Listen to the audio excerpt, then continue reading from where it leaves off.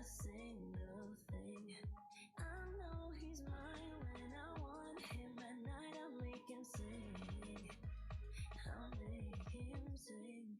Telling you, baby, I got my gratitude for sending him my way. 'Cause when he comes to me, he's always hungry. Isn't it obvious? Baby, no, you and us. Sorry, I'm not sorry, but I got him off to feed. Yeah, got him off to feed. Yeah, got him off to feed. Yeah, sorry, I'm not sorry, but I got him off to feed.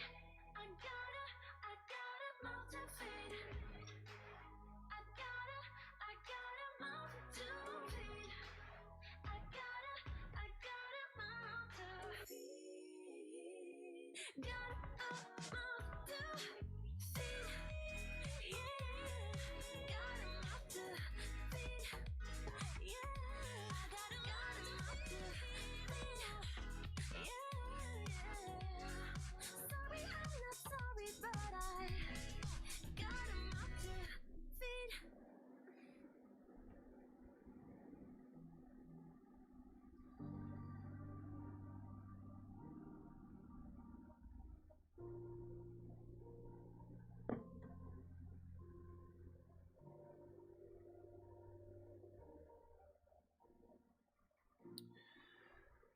Good afternoon, ladies and gentlemen. Well, so this stream is not gonna be like most streams.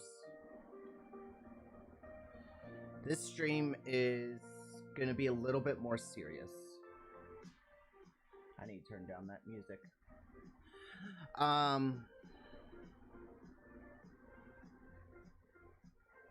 So, as you know, it's currently the 1st of September. Now, those of you who may or may not know, I am disabled veteran. Now, the reason why, some of you may not know,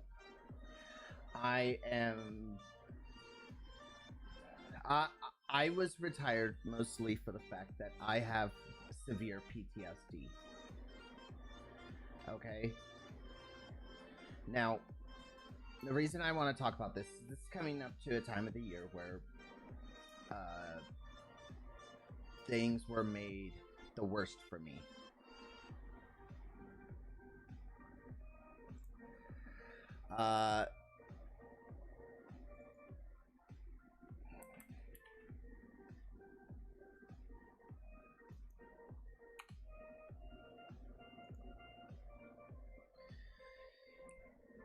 I was,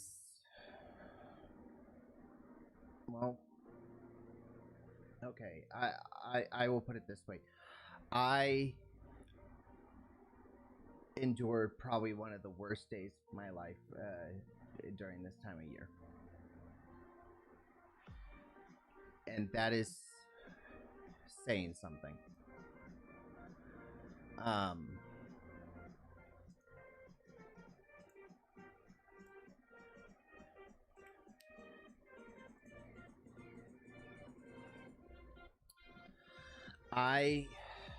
How do I say this? Okay. Let's go back. Alright, so I enlisted in the Army. Why is that so loud for me? I don't know. But I enlisted in the Army. I signed the paperwork to join.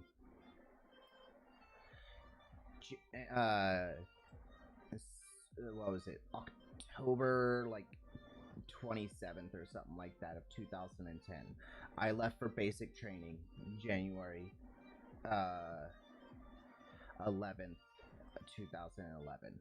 Now, during that entire time, I was just preparing myself. I was getting ready. I thought I was ready. What I didn't realize I was not ready for was my what I was getting into.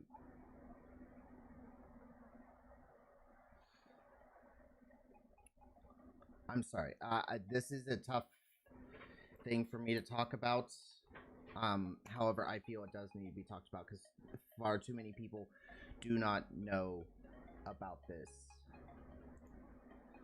There is a lot of service members out there who, like myself, suffer from PTSD. Hey, how's it going, Han?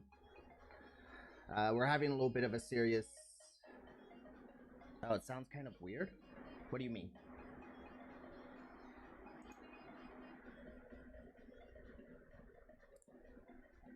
Here, I can adjust stuff. Let me turn down the compressor. How's it sound now? Sound a little bit better now? It might be because I changed out the pop filter, and so I've got this one on instead of my usual one. Yeah, it's probably because I pulled this off and I've got this on now. That might be the reason why.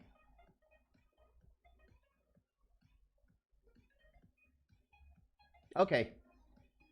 Anyway. But as I was saying, so I finished with my training July 7th, 2011. I got back home to my wife. We moved across the country. I reported to Fort Stewart, Georgia, August 1st, 2011. October 28th, 2011, I found out I was deploying to Afghanistan on a special mission. And I was going to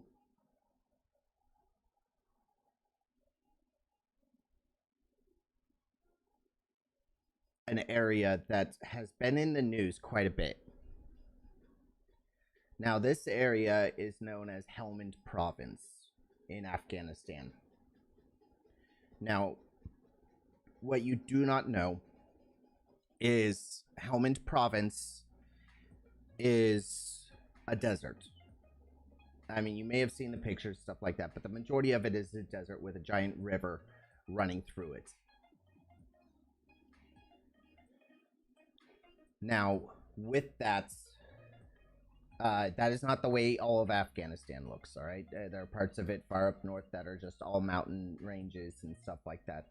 However, where I was a desert. Now, the area where I was at was close to the border with Pakistan, I believe it was. I don't remember. I think it is Pakistan.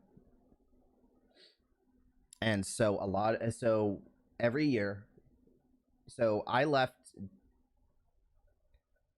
February 1st, 2012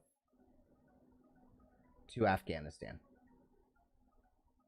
After a very shortened spin-up time and specialized training. And I was handed off to a group of Marines. I was attached to Marine Special Operation Command 8. I can't even say that on stream. Never mind. I can't say that. Well, I can't say the next part I was going to say. Now, during that time, I was posted out in the middle of nowhere in Afghanistan, in a place that we had water and we had electricity. However, our only communication with the outside world was by satellite. Now, I spent the majority of my time there. I did end up getting moved because I ended up having to come back home because when my daughter was born in April during that same year, she had severe health problems. It took me 2 weeks to get home.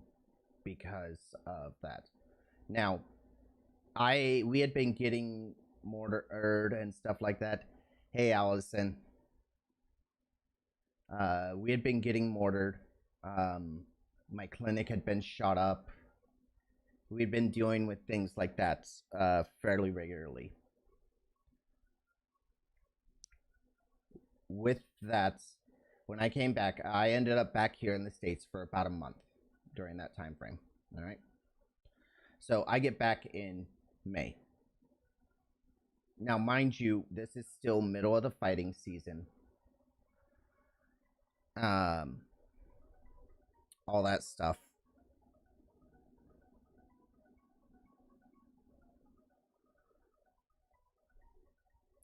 And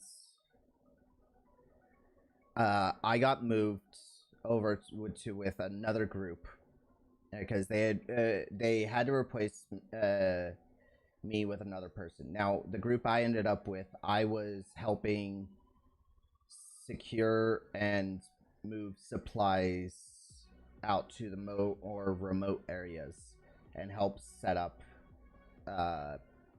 what's known as COPs. Basically, small, tiny little bases that are just like toeholds in the middle of enemy-controlled areas.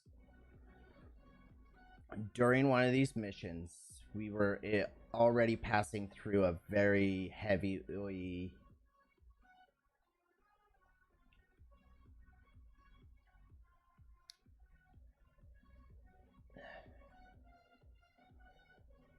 disputed area.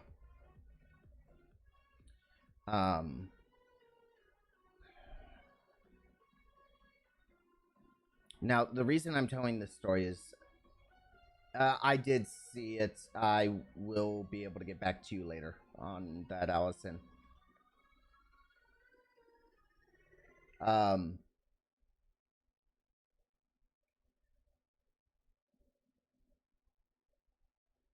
We were on this mission. It was supposed to be. It was supposed to take a grand total of a day. We were supposed to go to this area, drop off supplies, help set up these guys, and then leave.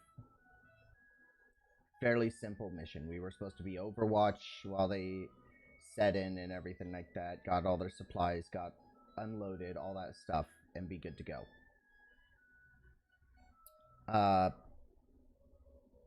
Unfortunately, things went south for us.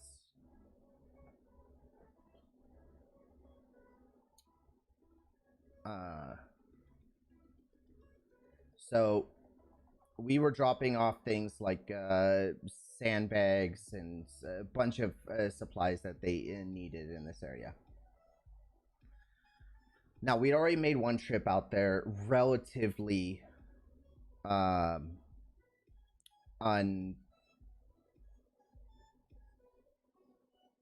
I say relatively. It was relatively quiet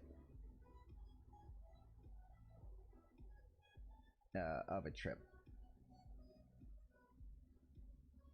However, what we didn't know was how much that was gonna, and that trip was gonna,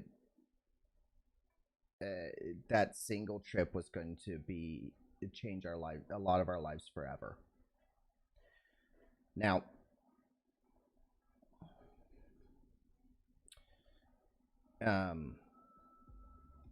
we were in Helmand province. We were passing through an area that was known to have lots of Taliban fighters in it. Now, these fighters, they hit among the population. So, and you can't easily look at one person and say, oh, they're Taliban, they're not, etc., etc. It doesn't always work like that.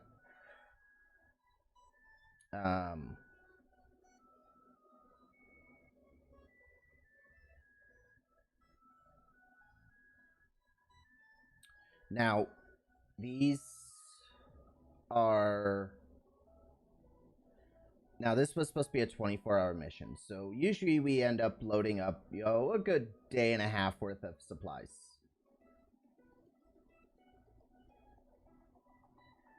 Just because, you never know what you're going to run into when things are going to go sideways or whatever. However, this day turned into multiple days and changed a lot of things for a lot of us.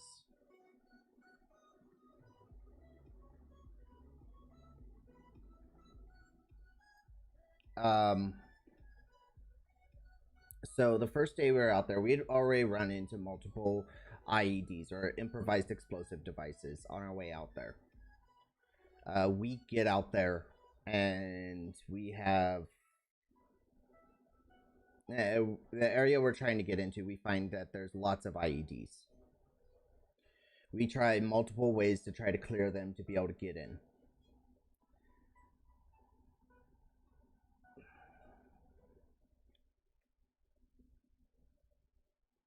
And one of our vehicles, it had what's called a mine roller on it. So what a mine roller does is it's literally what it sounds like. It's a set of heavy wheels, heavy whatever, and it's attached to the front of an armored vehicle. Literally rolls over stuff, blows it up, blows off wheels, etc. And the wheels are easily replaced. It's nowhere near the vehicle. It catches a lot of the shrapnel.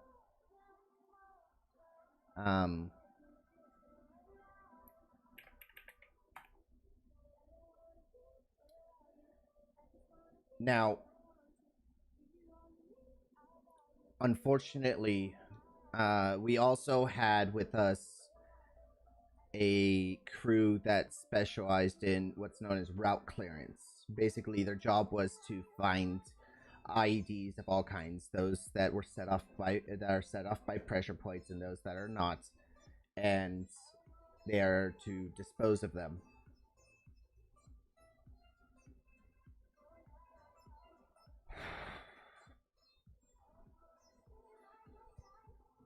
And they missed one.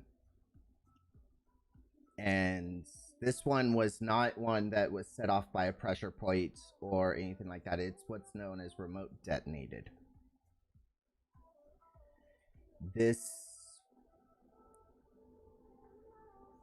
And it blew up underneath the truck. Now, this started a day unlike days unlike any other. When that explosion happened, they were about 1 kilometer away from where I was sitting at with my vehicle. We felt the shockwave of that blast because of how big the explosion was.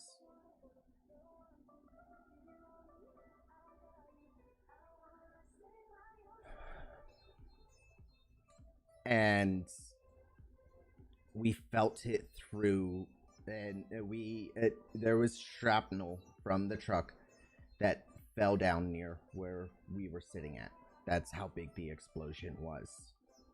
Now, to give you an idea, these armored trucks have at least 1 inch thick armor plating on them. This explosive shredded it like it was a beer can.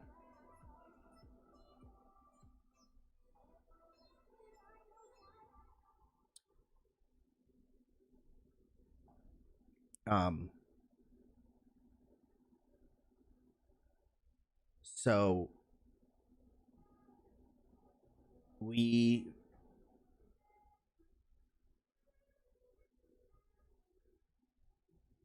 needed to figure out a way to get those guys out of there. We then spent the next 8 hours trying to get those guys out of there. Now, I am not going to disclose anything. I'm not going to disclose any names. However, there's one name that is forever burned into my memory. His name was Lance Corporal Alec R. Terwisky. That is a real name, real person. You can look him up. He was a kid. That name is forever burned into my mind from that day. Now, after that day happened, we had to get that vehicle out of the way in order to be able to still get supplies into that place that we were trying to get to. We then spent the next day getting it out. Those vehicles are heavy. They weigh thousands and thousands of pounds. Some of them are actually, it's probably closer to tens of thousands of pounds. So we got heavy equipment, got it in there, got the vehicle out. And when I say we got it out, I mean we pulled it out piece by piece. Because now, that was end of day 2. By this point, we were on edge. We'd been out there for 2 days already. We were starting to run low on supplies. We needed to get out of there because everything had gone sideways. The mission had not gone the way it was supposed to.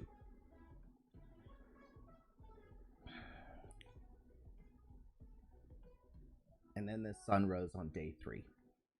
Now, we had already called for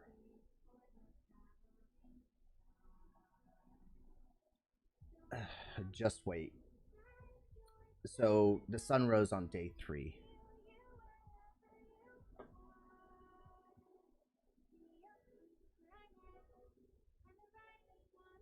Sorry.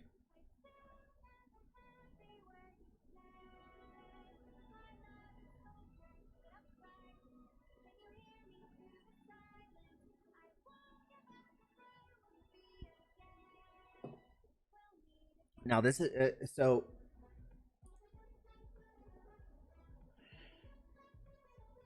day 3 started out. I woke up that morning. We had been sleeping in our trucks. We had been basically living inside these armored boxes together for the last 3 days. We called for another route clearance group because the first one that had come with a lot of their equipment had gotten blown up while they were clearing stuff out. A couple other guys had gotten concussions. One of them, he ended up with a bloody nose because when the blast of one of the IEDs went off, he hit his face against something. Not a big deal. It happens from time to time. But we needed another group to come to be able to escort us safely out because where we were was not a great place. We were realizing. Now, the night before, none of us really slept. The night before that, none of us had really slept. Most of us had been up all night, sitting there watching and listening and on edge. Now, when day 3 rolled around, we get told, okay, route clearance will be to you in 12 hours. Okay. We just have to hold out for 12 hours. Then there was the sound of an explosion. I was getting ready to step out of my vehicle. And was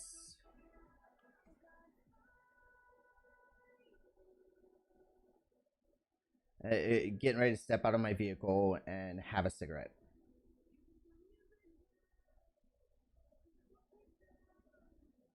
Then I don't know what happened. I don't even remember exactly what happened right before that. I just remember my gunner said something to me, and I turned around to make a smart-ass remark back to him, and I had the back door. So the back door of these vehicles, very heavy. It's opened with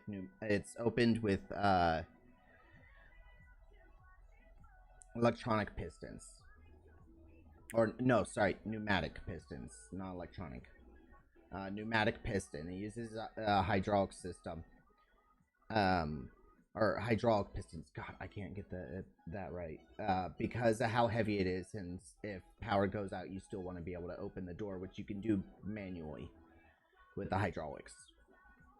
The door itself weighs probably close to 2,000 pounds because of how much armor is on it, as well as the bulletproof glass and everything like that.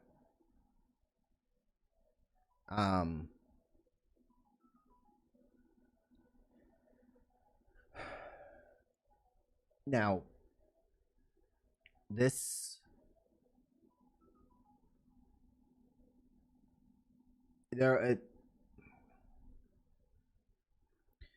when the explosion went off,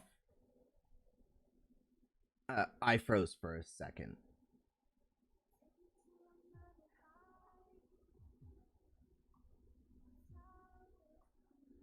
And then that's when the shooting started. We started getting shot at because a group of Taliban had moved into position to attack us. We're not quite sure when.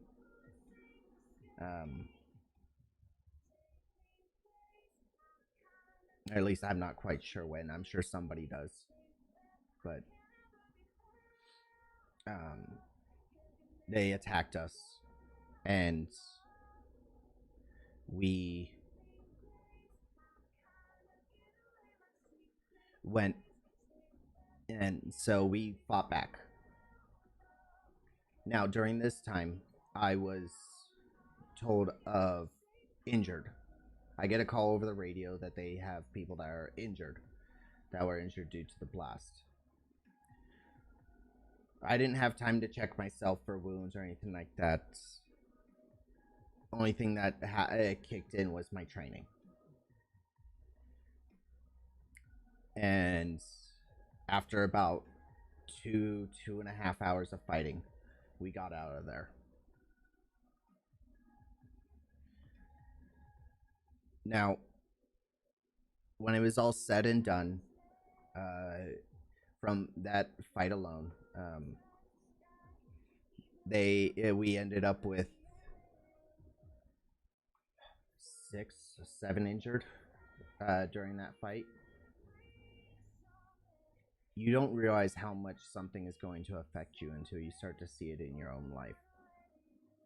Now, when I first got home, I was jumpy. I would, because I lived on a military base at the time, they would fire off big cannons, and I would jump, and I would start shaking, and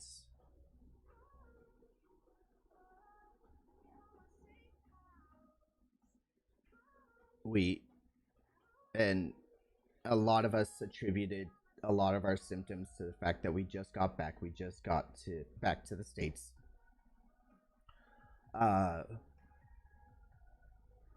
We somehow made it home.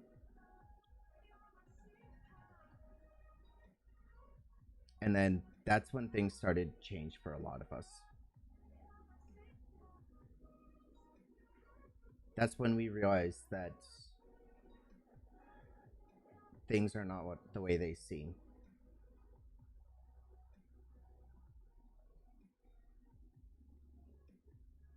And that we aren't the people we were when we left.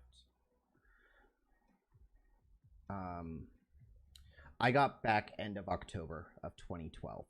Now, it doesn't sound like a long time. It ended up being about 8 months and some change for me that I was gone.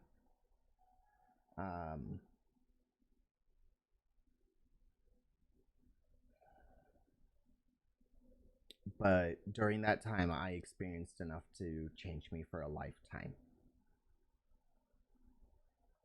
Now, I went on with my career.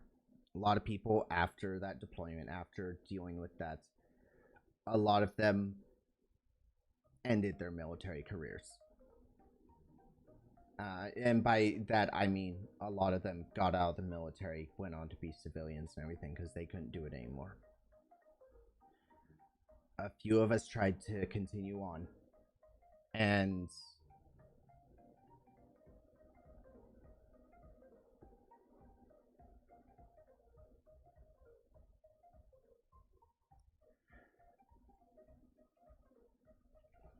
um, some people, some of my friends ended their lives due to a lot of things. One of them,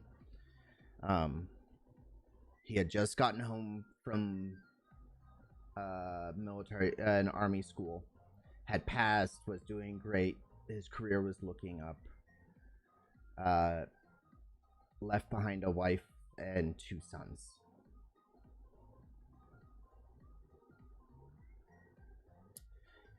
He was promoted posthumously by the military.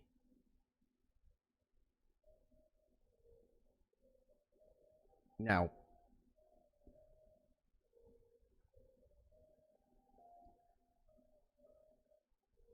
I am not immune to those thoughts.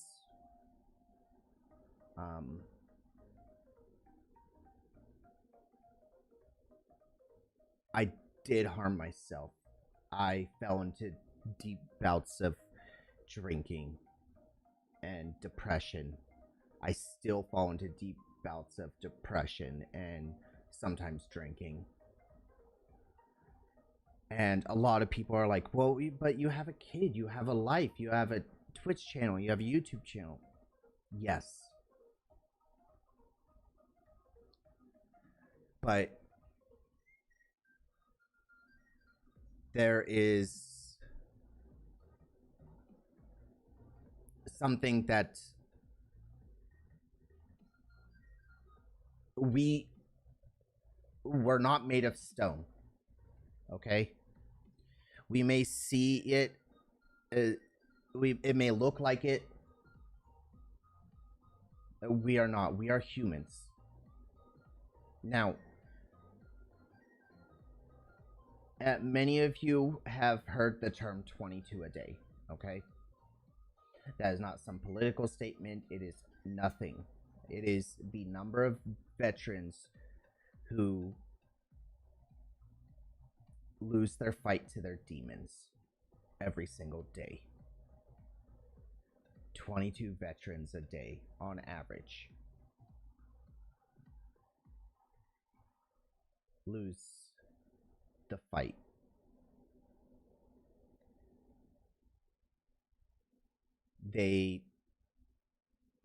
Now, it took me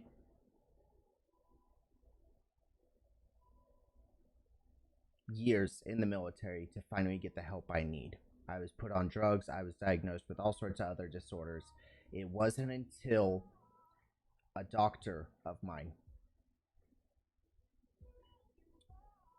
just a few years ago, so very recently, after speaking with me, because he himself suffered from PTSD. When he first joined the military, he joined as enlisted.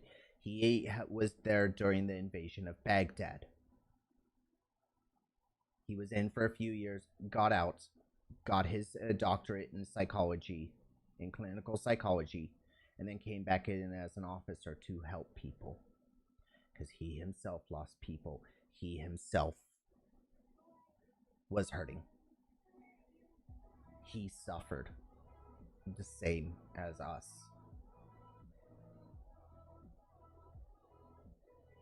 I remember the first time he hugged me and told me it was going to be okay. I cried.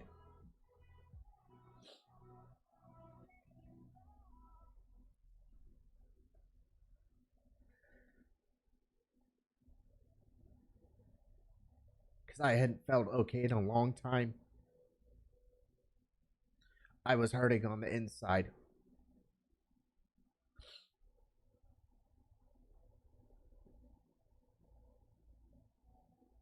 And I kept trying to reach out to find that lifeline for someone to help me.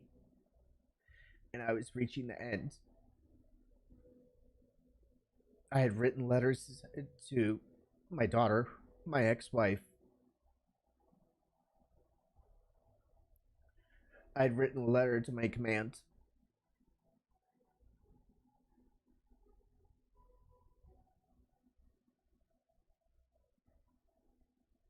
I was prepared to end everything because I couldn't get the help I needed. And I was tired of hurting. I was tired of living with this pain, with the guilt of coming back when not everyone did.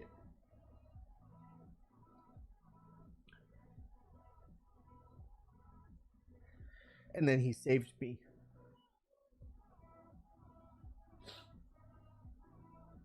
Unfortunately, my saving could not save one of the best doctors who watched over me, who helped me.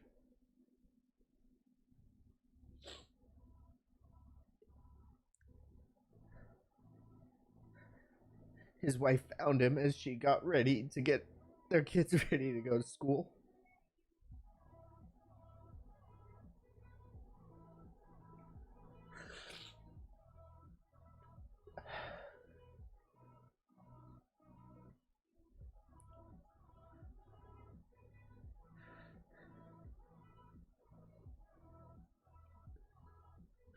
He taught me so much. He was a mentor to me. And him and his wife took care of me. They invited me over to their house all the time. They cooked me dinners. They tried to help me every way they could.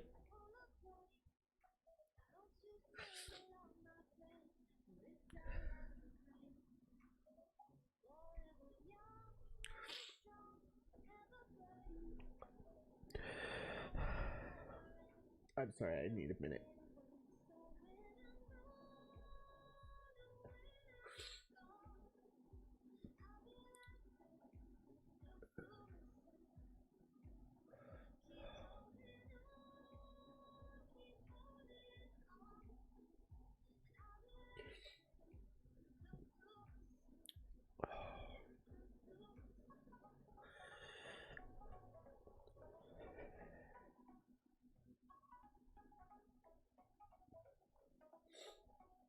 Okay.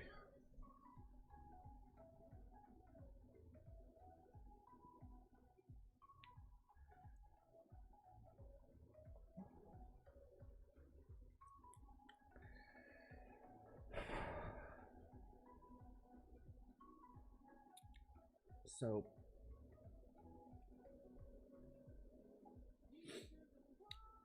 my last few years in the military, I went to a lot of doctor's appointments. I sought a lot of help. I went into an outpatient clinic that specifically that the military paid for that deals with those with PTSD. Now, not all PTSD is trauma related. Mine is, but not all of it is.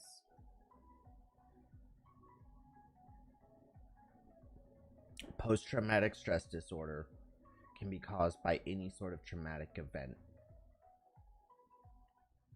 And there are a lot of people out there hurting by it. Now, because of my PTSD, I suffer not just from, I know, but this needs to be talked about because not enough people are talking about it.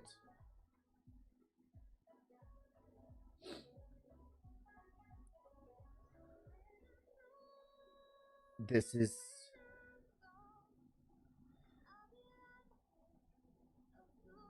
something that I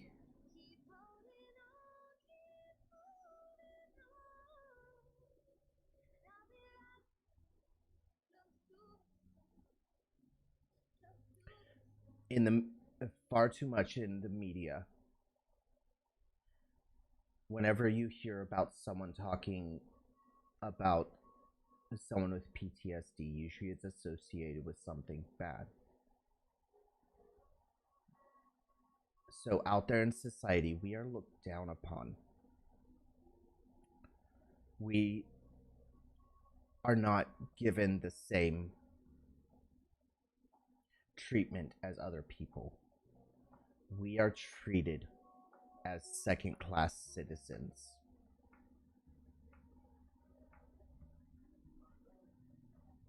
And not just people with PTSD, people with depression, people with anxiety. We are treated as second class citizens. How in a society where we can so easily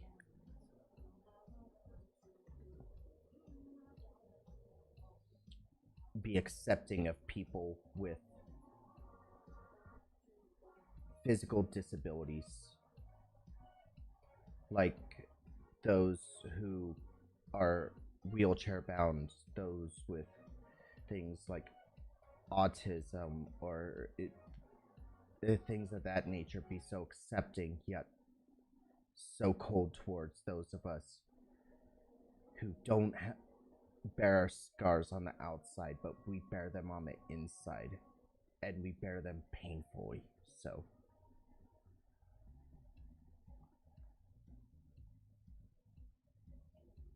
most of us suffer throughout every single day. We are on multiple medications just so that we can make it to the end of the day. Most of us, like myself, I can't stand to be out in public. During the holidays, I don't leave the house. I don't leave the house most days.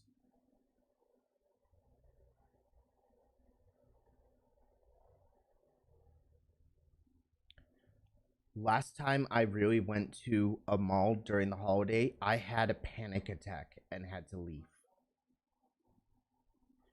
because there was too many people there.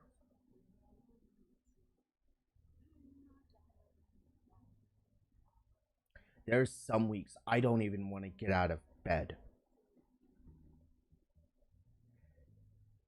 There are weeks I can't even bring myself to stream. That is the truth as to why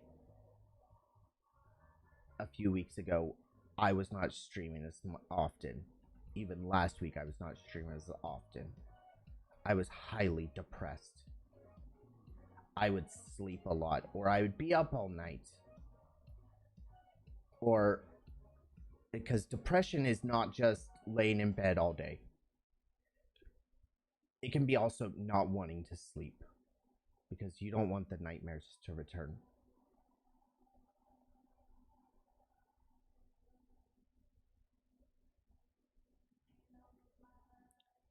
The anxiety of even doing something like going out and getting the mail. I get the mail once a week, and I purposely go when I know no one is around. Either everyone's at work or everyone is asleep. I go in the middle of the night.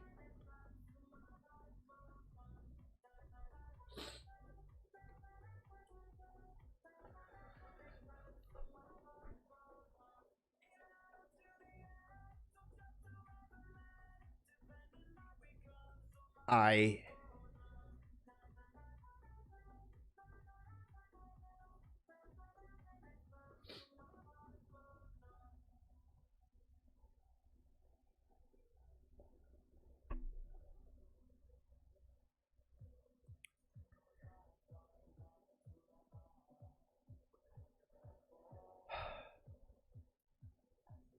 we all suffer in some way, shape, or form. Whether it be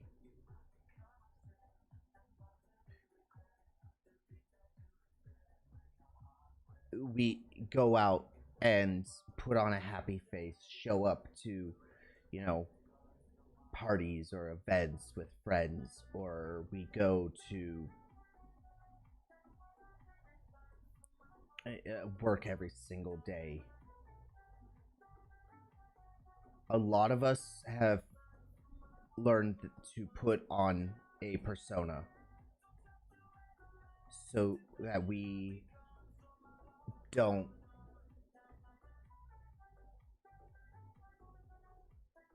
hurt other people, so we don't upset others around us. Because a lot of times we don't want to let those around us. And I know myself, I most days put that persona on in order to protect the ones I love.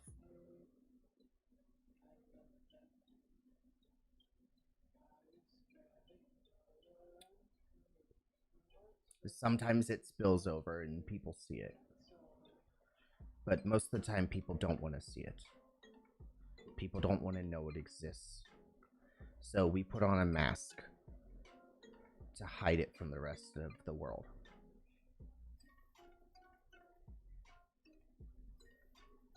And we try not to let that mask slip, but sometimes it does a little bit.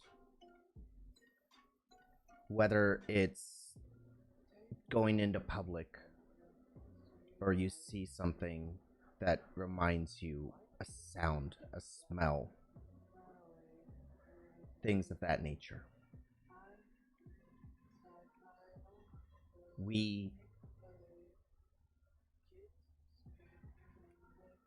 all are still suffering, whether people want to know it or not.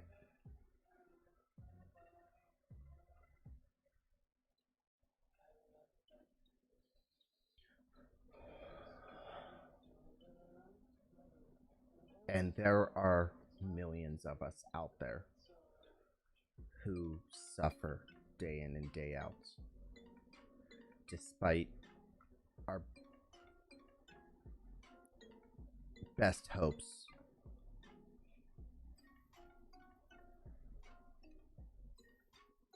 And so many people can say,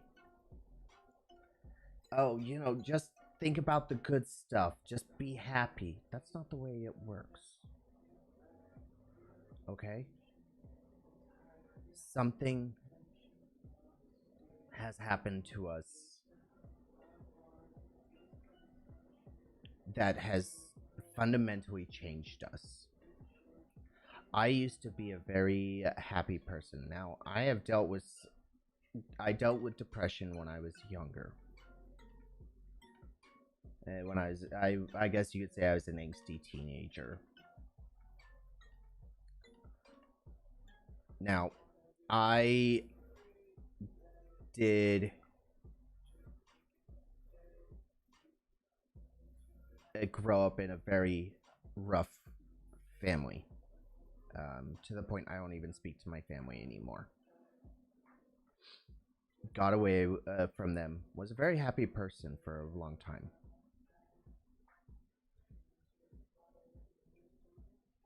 I still don't talk to them. Most of the time, I don't even answer their calls. I send them to voicemail. And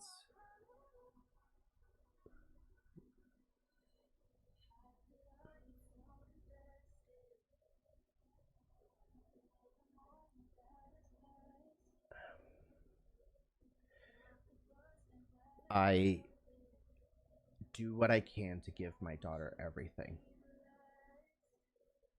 I have tried to succeed in life. I have tried to do things to make my daughter proud. However, because of my PTSD, my depression, my anxiety, I wake up feeling like a failure. Because jobs won't hire me. And this is not meant to be a pity party. Okay? This is me explaining.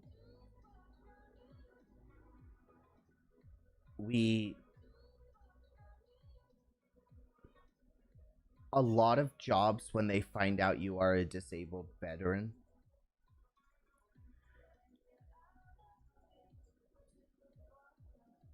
you are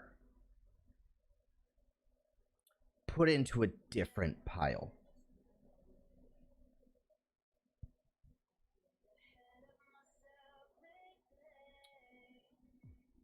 And by that, I mean they are. We are not given the same chance to prove ourselves as someone with a college degree or someone that is just a normal person. A lot of times we are tossed away, told, sorry, you're not a good fit for us. Sorry, you're not qualified for this position. When in fact you are. Wouldn't know how many jobs I applied to that I got callbacks from when I found out I was being medically retired from the military. One. Want to know what happened to that job? Because I sure as fuck would like to know too. I never got a call back. Went through the interviews. Everything seemed good. Never received a call back.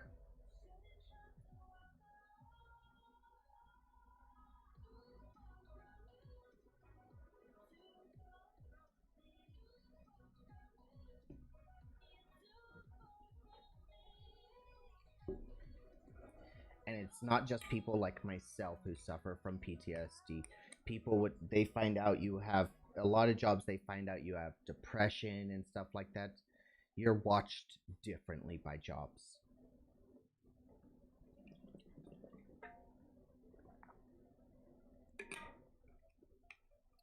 If you have anxiety, especially when talking to people, you are treated differently. Because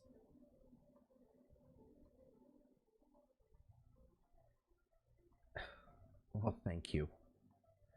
That does mean a lot to me.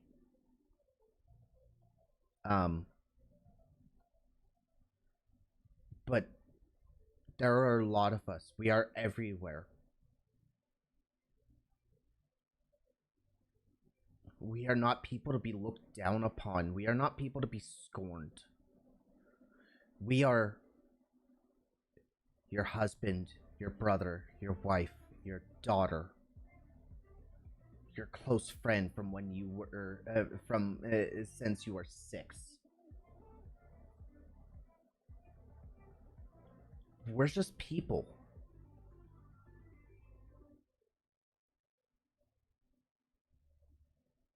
Stop treating us like we're a disease or that we're undesirable.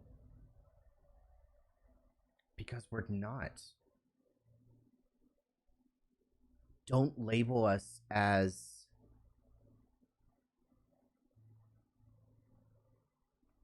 you know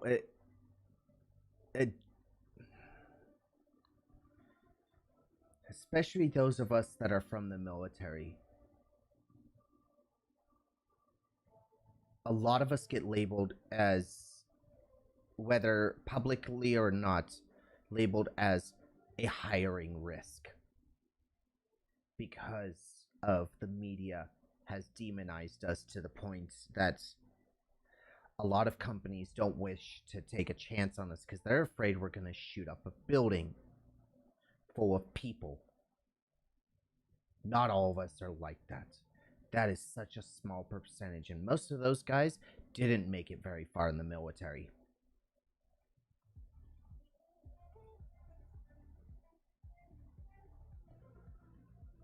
We have fought to be accepted. And you guys still just throw us away. Was what we did when we were in uniform not enough for you? Yeah, it may seem great, you know, being in the military and everything like that. You see us with a lot of days off and everything like that. No. When you're told to go somewhere, you don't get a choice. If you're told to go to Afghanistan, to some training across the country, to Korea without your family, you're going whether you like it or not.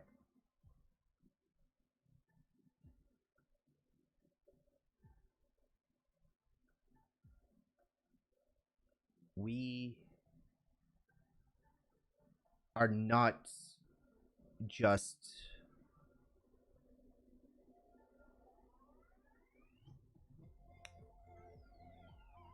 toys to be played with and then thrown away. We are people, and we matter.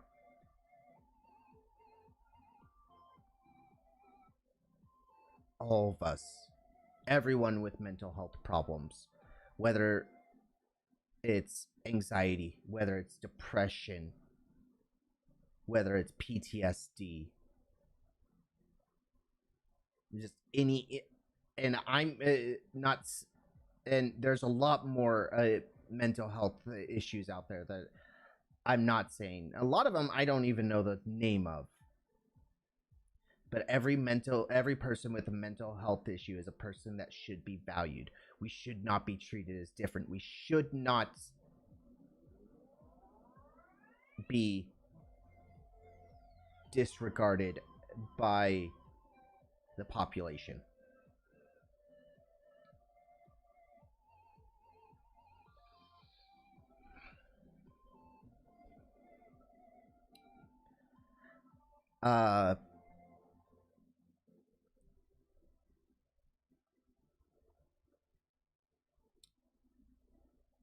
So many of us are out there. Do you know how many veterans are homeless on the streets right now because they can't find a job?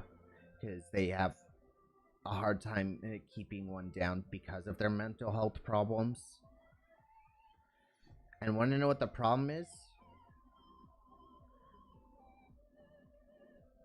The care we are given after we are out of the military is not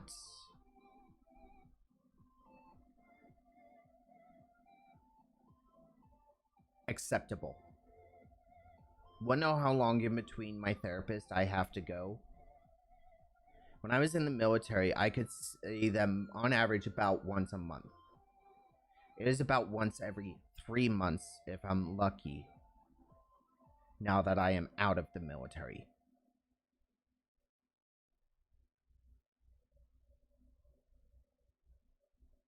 The US spends close to $800 billion a year. Billion with a B.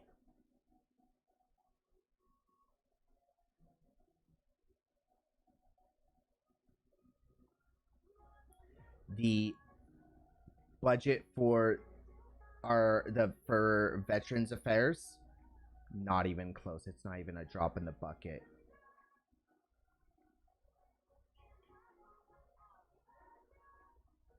Want to know where the majority of that military spending goes? It doesn't go to soldiers. It doesn't go to our health system. Granted, we have some of the best healthcare in the world.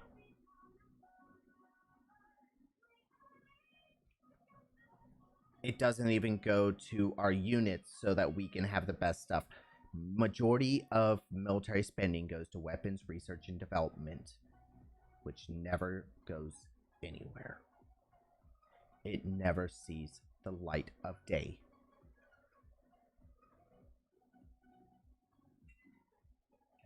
Most of it is stuff that is developed for years on end.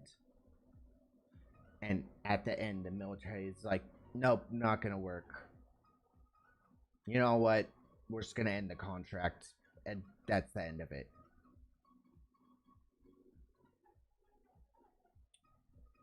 Want to hear something really funny? Every time the military gets a pay raise, guess who else does? The U.S. Congress.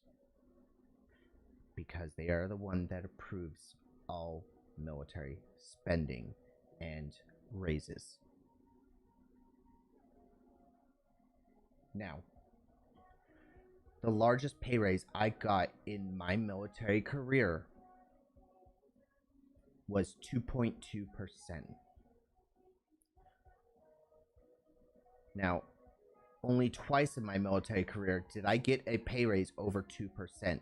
Once was during the Obama administration, and once was during the Trump administration. Want to know what that amounts to in my paycheck every year or every month? About $100. Some usually less.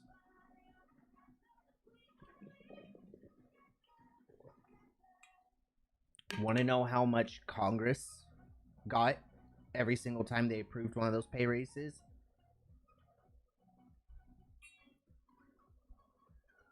At least 15% pay raise. A seated congressman right now makes over almost $200,000 a year off of their government paycheck alone.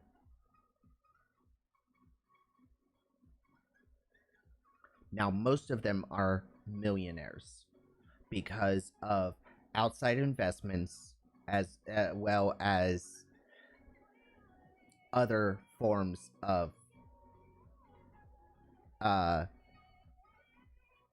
income.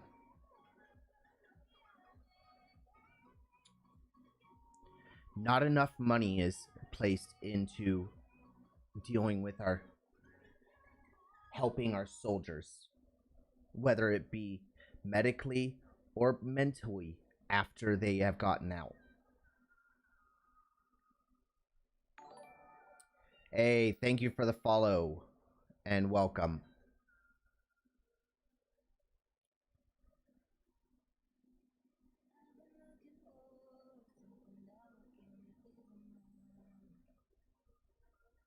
There is a lot of us out there who suffer because we cannot see our doctor.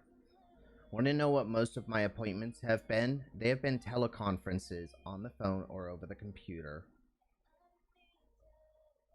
And most of them we are being failed.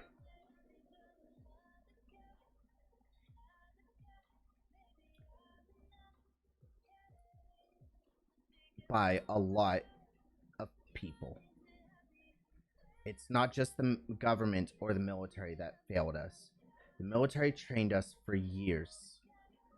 And then when we were told we're done or we decide to get out, afterwards we were failed not just by the government, but by the American people as well.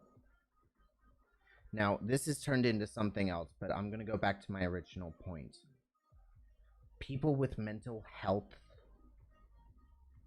are not people to be feared, are not people to be shunned by society.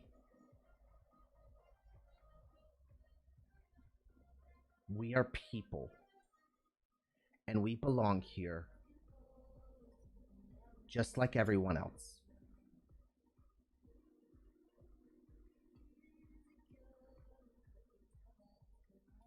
And everyone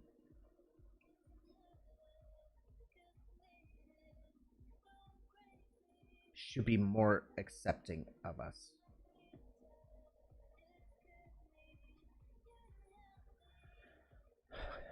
Now,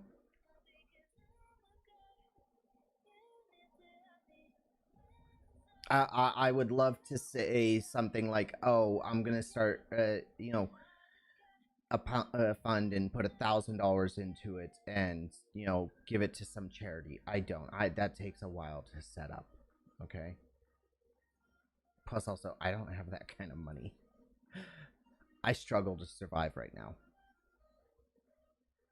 because I struggle with my mental health, because I am not getting the help often enough that I need. And I can't find a job. Does that mean if I had a job, it wouldn't be streaming? No, probably not. I enjoy streaming. I enjoy being here.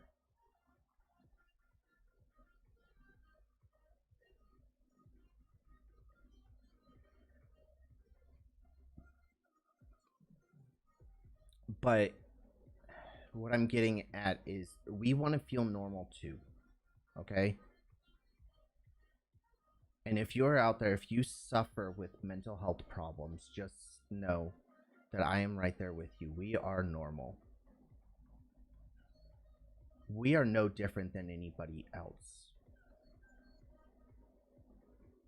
If you get up every day and continue to do your stuff day in and day out, I am proud of you.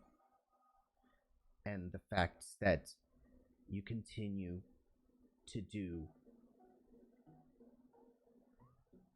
your work, your homework, you go to your meetings, whatever it is you may do, if you are able to make it through every single day, I'm proud of you. Because there's some days that I struggle to even get out of bed. There are days I sleep until 3 in the afternoon. There are days I don't sleep for 2 days straight, 3 days straight, because I don't want to go to sleep. Because I'm afraid of the nightmares that are gonna come. I'm afraid of the dreams. I'm afraid of the anxiety that I wake up feeling the next morning.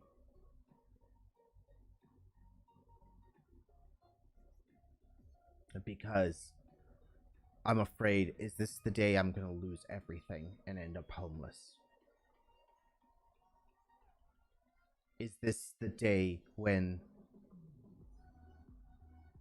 I lose everything and hit rock bottom?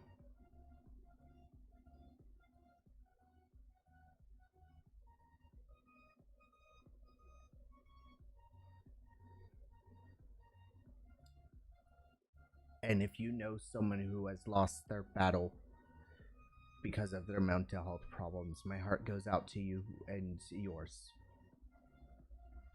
Because I have felt that exact same pain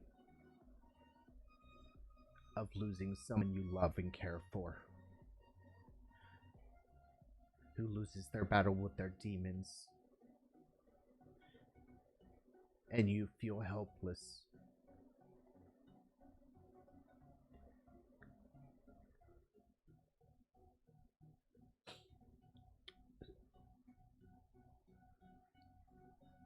Every day this month, what I challenge all of you to do is to go out, whether it's someone who's been acting, a friend that's been acting different, a coworker at work that seems down on their luck.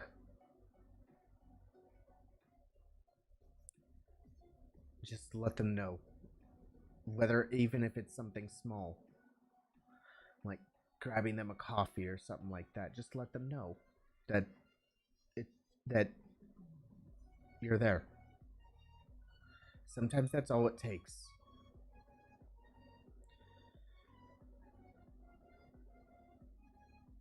Because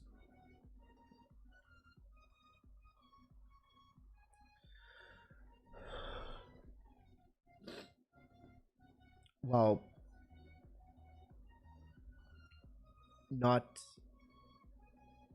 while it's not going to change things overnight for us, it does mean something to us, and it may save someone from making that final decision that ends up hurting everyone in the long run.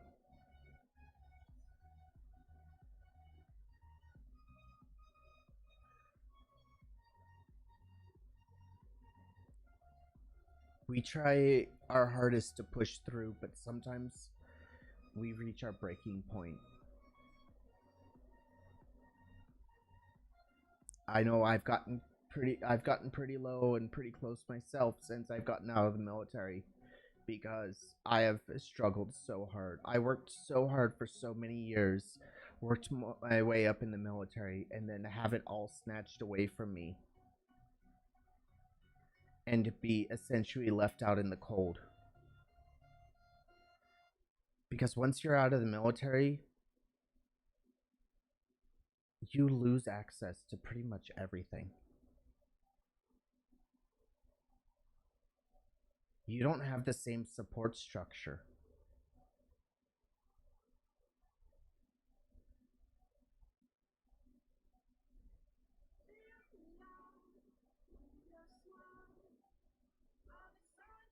And others may not as well.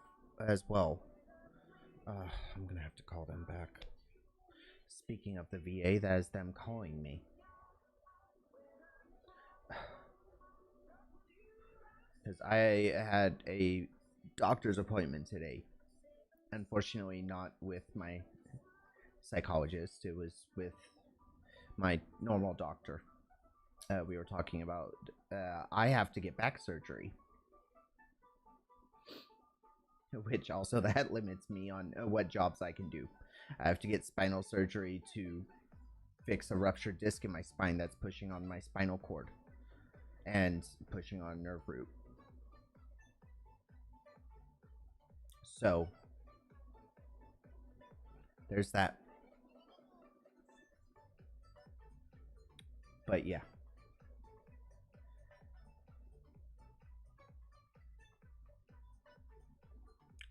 Look, especially right now with the way things are going with COVID, mental health issues have skyrocketed. Please just watch after each other. Please.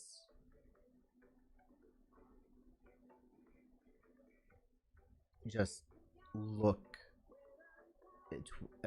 watch over your friends, your family.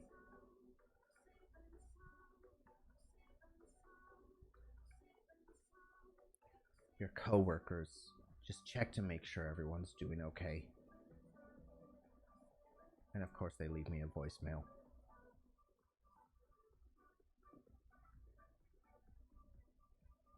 But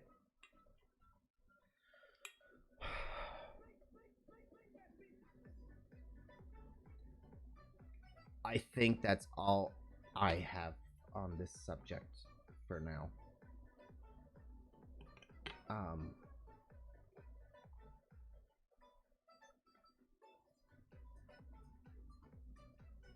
yeah.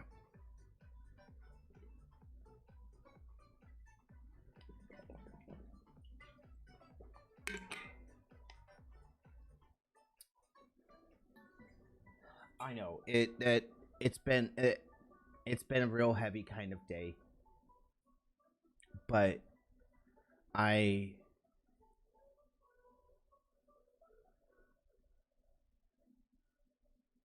I needed to talk about it because not enough people are. Not enough people.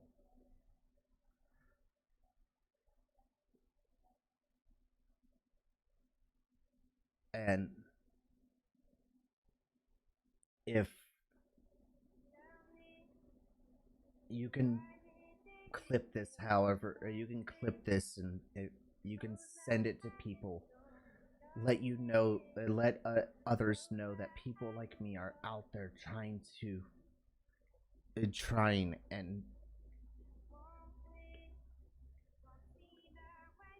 hopefully it gives them the strength to not give up.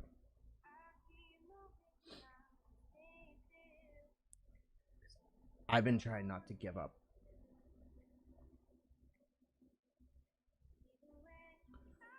And it's a struggle some days.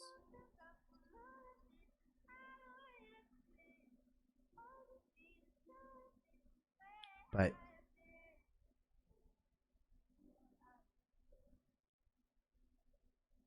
I would love to be able to make a difference. I would love for someone to see this, to know it, for it to change something on not just those of us from the military, but all people with mental health disorders are viewed.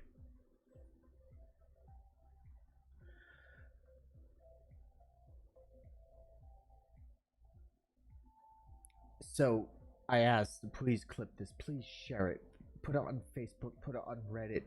Don't share it for me and my story. Share it so that others have the strength to share their stories, so that they find the strength to go on.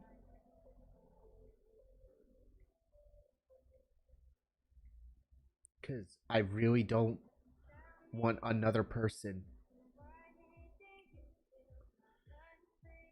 to end up losing someone who's close to them because they lost their fight with their demons. Not if possible, not if it's possible to stop it.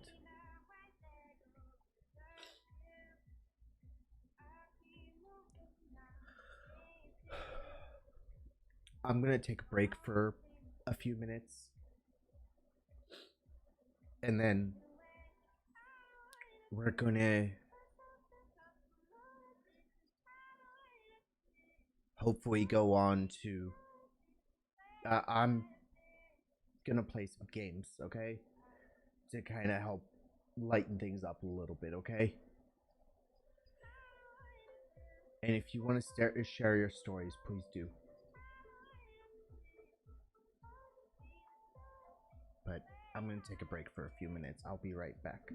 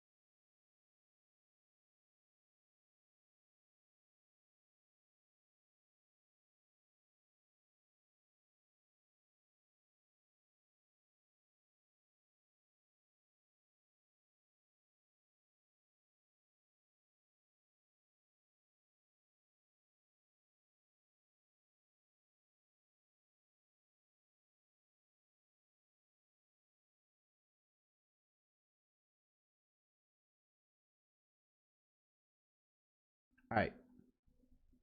The timer's still going? Yeah, it's still going. Why the hell wasn't it posted? Okay, that's weird. I don't know, maybe I just can't see it just because I have it in multi-stream mode. Anyway. We are going to...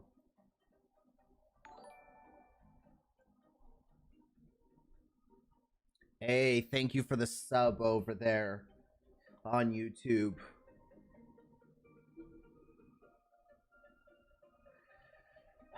But...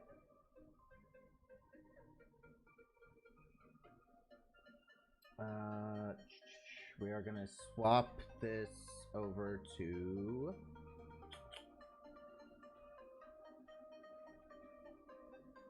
Now, there will be more videos coming on YouTube.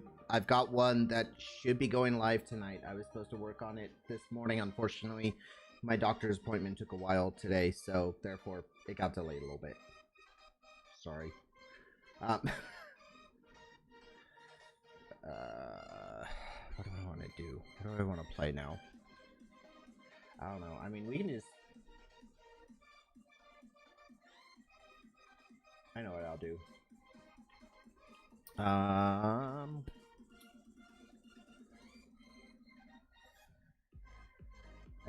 I'll forgive you. Forgive me for what?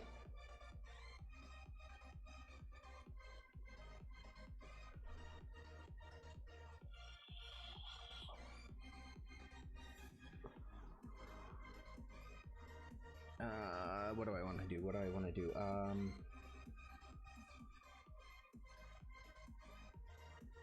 Oh yeah. You know what? Screw it.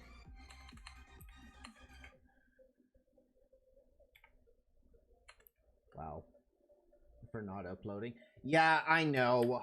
It's because, so I'm my own editor, moderator, I'm the streamer as well, so therefore I have a lot of stuff I have to keep track of. So...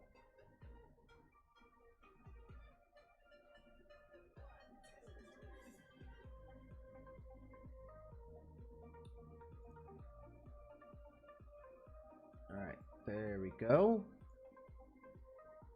Now I can...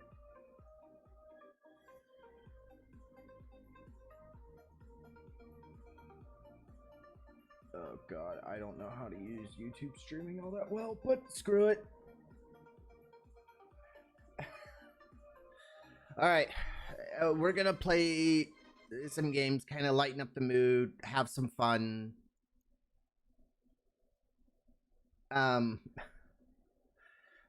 We will still be we will still be talking about stuff. Just I know,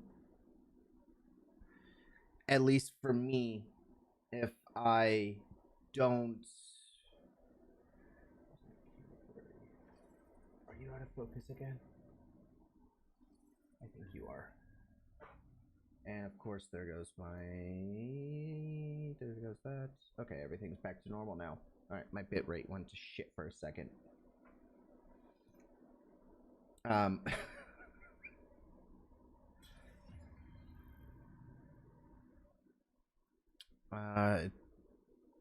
Speaking of... Holy Jesus. No. Game capture, turn that off. Come on. Properties, capture, auto. There we go. Anyway, speaking of what we were talking about, I would really love to get this tattoo.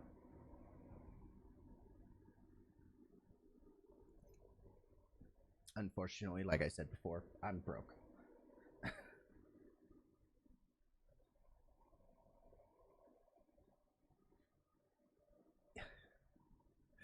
But anyway, we're gonna play some of this. Hopefully we'll get some funny moments out of this, you know, kind of help everyone laugh, help people feel better about themselves, at least in terms of their gaming, because as y'all know, I'm not the greatest gamer. I've been gaming for a long time, but I am not the greatest in the world. I am broke gang. Yeah, that's true. That 100% true. I will give you that. I need to edit this. Can you not do this? Hey, oh,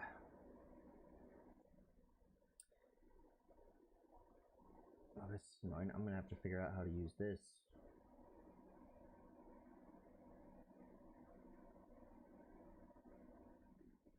But anyway,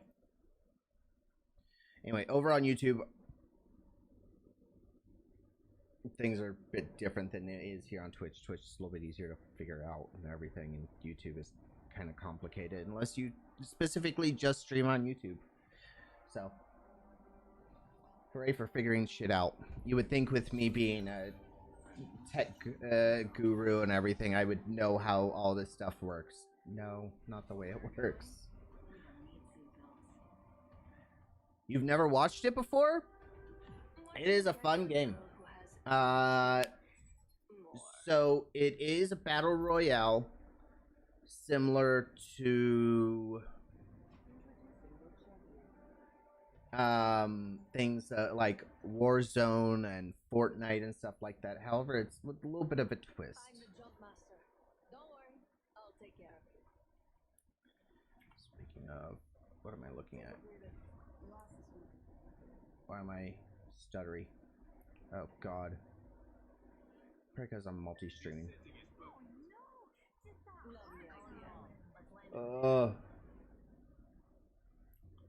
Remember, eyes on the prize.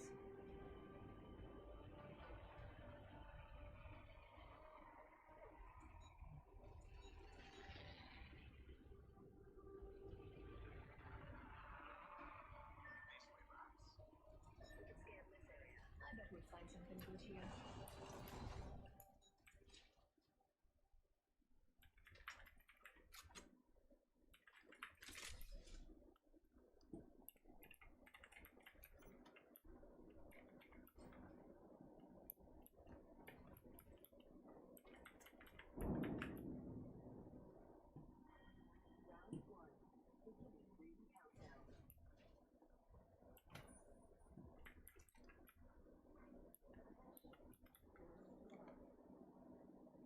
First blood. That was quick.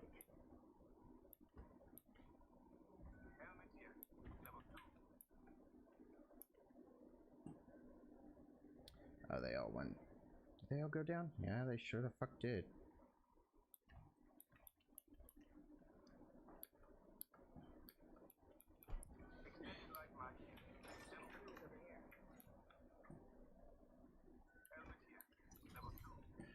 Yeah, it's not everyone's cup of tea, but you know, it's fun. I enjoy the fast pace of it, how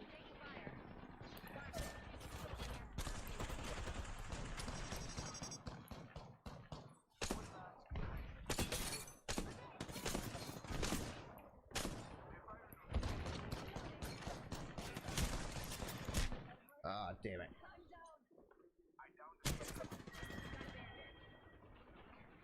Super excited all the time and super mad when I die, so I stopped playing Battle Royale. Yeah, and that's the way it is. Sometimes you end up in a game that's guppy lobby, and sometimes you end up in a game that's, you know, well, like that.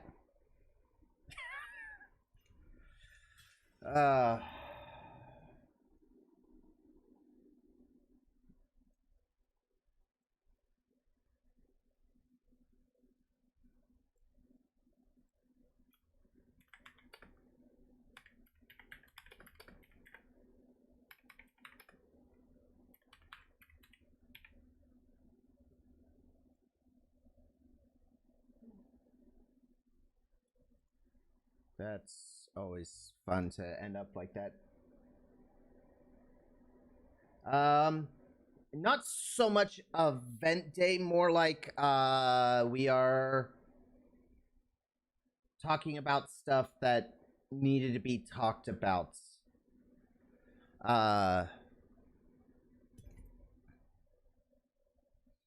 I've been doing okay. Just dealing with stuff. Just, a day where you just kind of complain about everything and just get everything off of your chest. One of those days.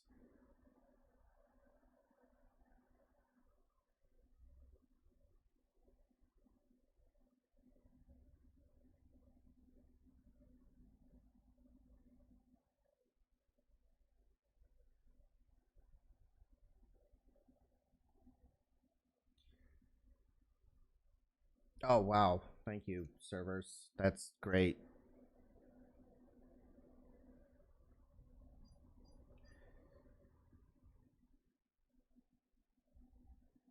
Um, it's been a tough day. It's been a tough year. And it's a time of the year that's especially tough for me.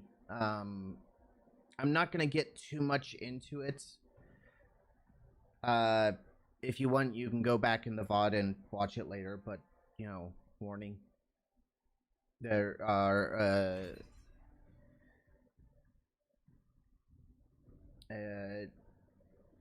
but yeah. Just some things I need to get out there.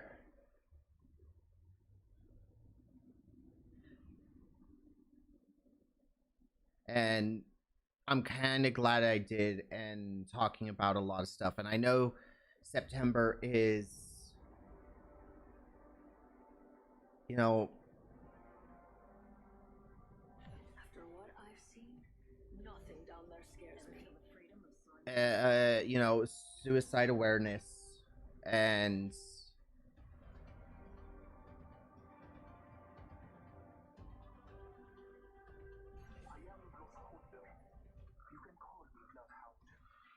well, I'm thankful to have you here. I'm thankful for everyone that comes through. I enjoy every single person that comes here. I don't know if this guy's talking or not, and if he is, I can't hear him. Yes, it can. Here, I'm gonna remove myself as Jump Master for a second. Let me turn this up a little bit. Remember, eyes on the prize. Yeah. And my life 1 year post-military has not ended up... I haven't ended up where I was hoping to. So, it's made it especially difficult.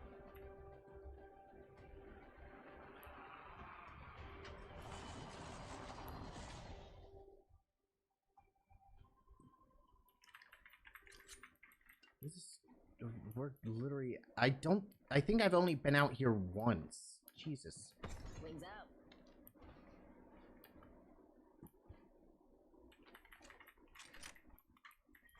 Round one. Don't drive out. Ring countdown.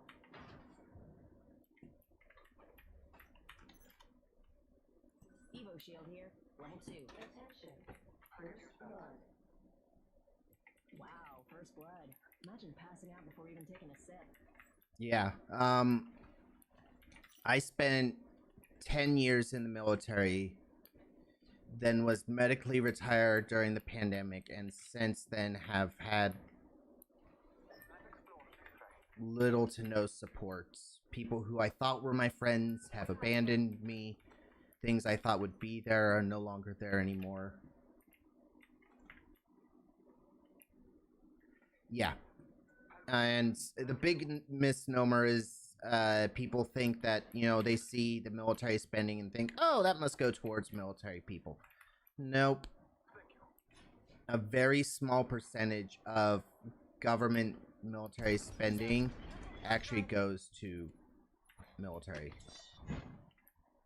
Oh, wait. Let's do some shopping. Yeah, for real, that's the truth.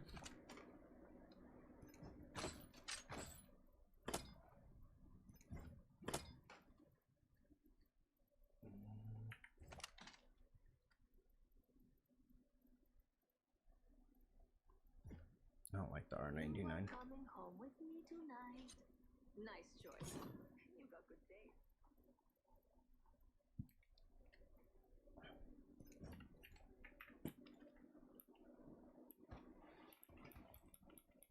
And honestly, yeah, that's the honest truth. Is if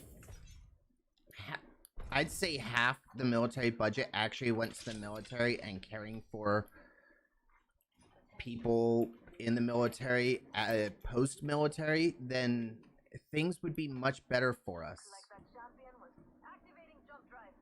Rings just a little further. 45 on the clock. So.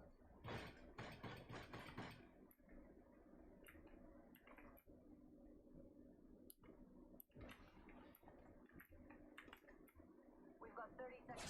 Marking our surroundings. I'm gonna stay here and keep an eye out. Oh. Ignore me. I'm hungry. Don't know what I'm saying.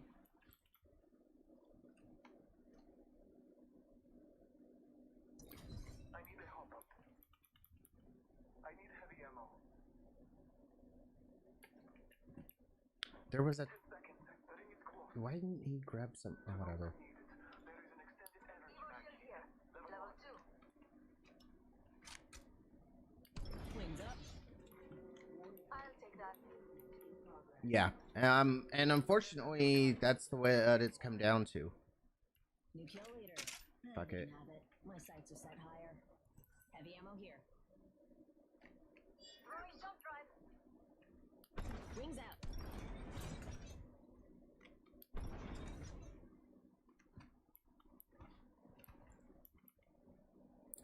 So, I mean, it is what it is. There's not much we can do about it right now. So.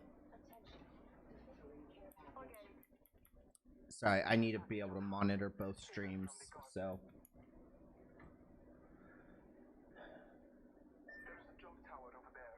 Yeah, unfortunately, they they are not able to change enough. So I myself, I'm not old. I am definitely younger.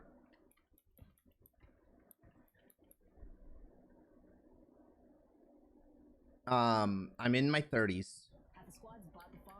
I joined the military when I was a little bit older. For VIPs only. Spent 10 years in. Mama's got you now. And yeah, I don't know. Wings out. Black market here. In the mood for some shopping? Marking our surroundings. Ugh, not much here. There, Remember? that'll work. You up. I've got your back. Wings up. Let's go here.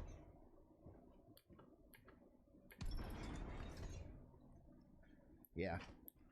Let's see what we have over here. You wanna go that way? Alright. Wings out.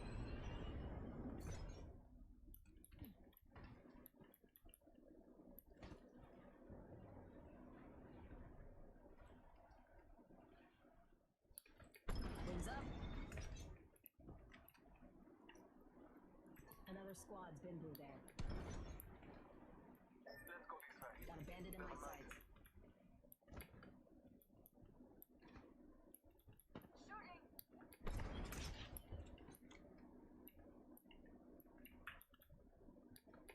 Scanning the area. Trust in the All Father. No use inside.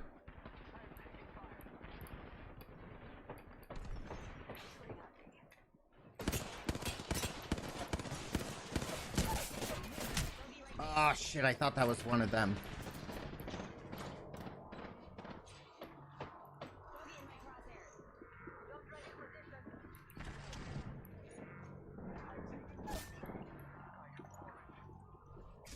Hold on, I need to heal. Bogey here.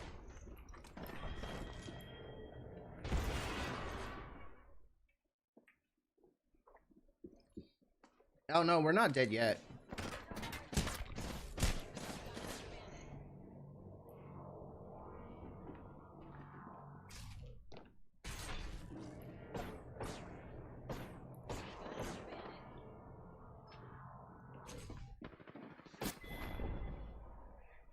Yeah. Oh, that was tough. I don't know.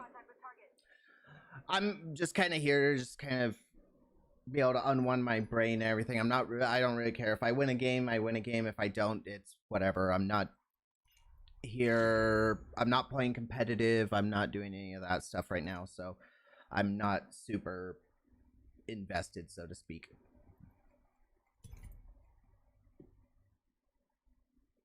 But, you know, I don't speak with my family. The only family I have is my ex-wife and my daughter. Those are the only support people I have. The rest of my family I do not speak to. I do not communicate with them at all. They are not a part of mine or my daughter's life at all. I refuse to let them be. Oh yeah. Unfortunately, being post-military, I see my therapist once every 3 months with the VA. 4 months, something like that. So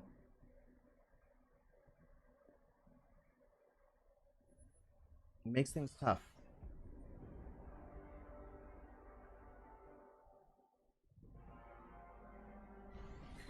Whoever said the sky's the limit never left the ground.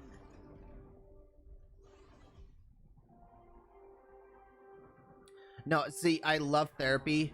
I actually actively have sought out military therapy and everything. Unfortunately, I can't just go get it myself from like an outside doctor. One, don't have the money to pay for it, and two, the military will only pay for certain therapists and everything. So yeah.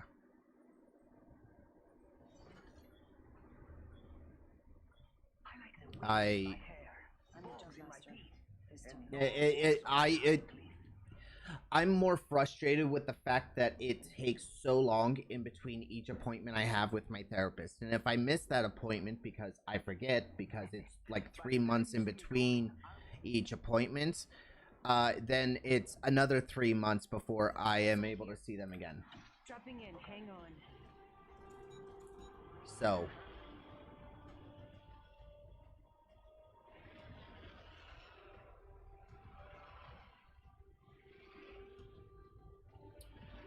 they are, but at the same time, it's really tough when you don't have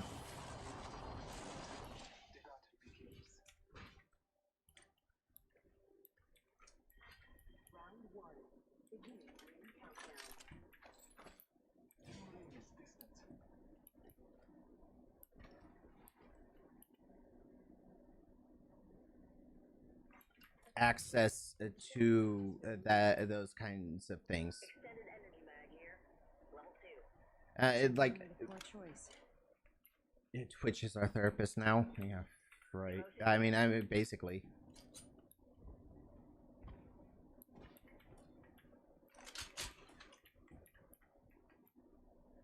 I mean, how I spend more time with you guys than I do with my therapist. Not sure if that's a good thing or not.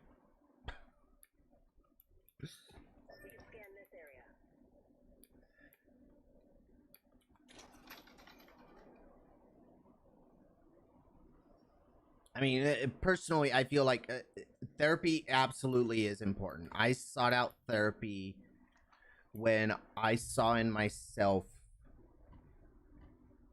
the symptoms of PTSD before I was diagnosed with it. Sniper stock here. Level 3.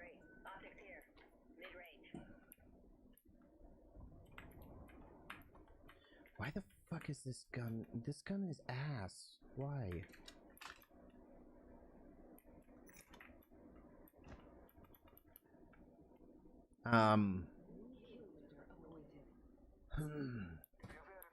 I am all for therapy. It's not just because I get to air out my frustrations and my problems and everything like that during therapy, but it actually helps.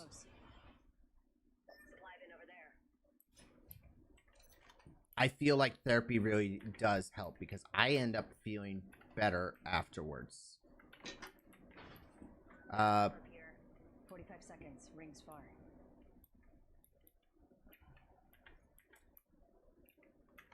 I mean, personally, if I could go to see my therapist once a week, I 100% would.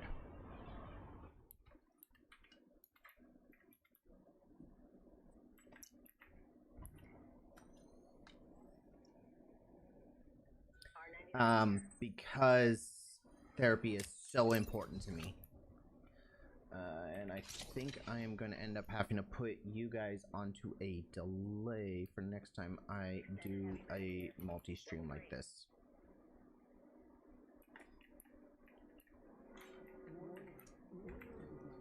Oh wait, no, wrong gun. That's the hammer.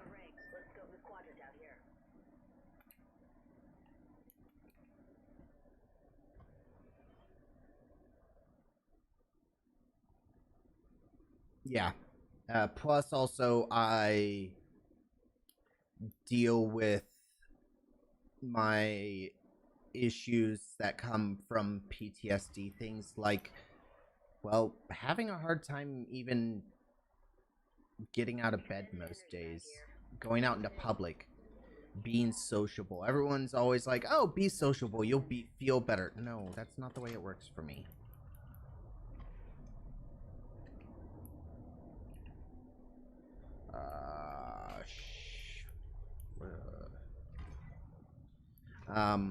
And actually, for the record, I've been divorced twice.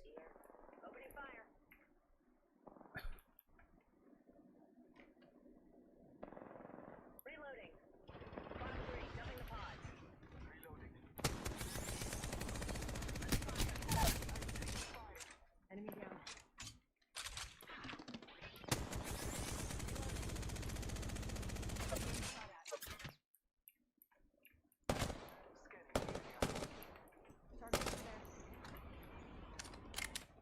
Going to take fire.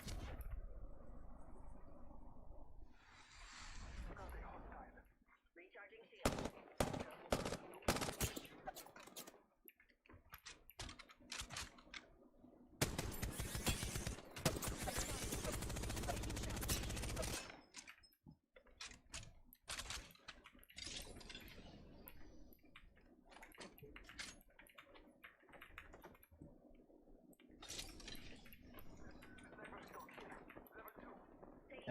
What do I have planned next? Well, I'm gonna continue to stream. I'm gonna continue to fight for mental health.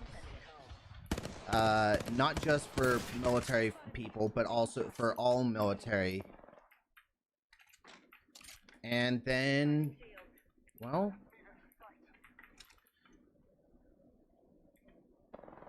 we're gonna go from there. Going to face.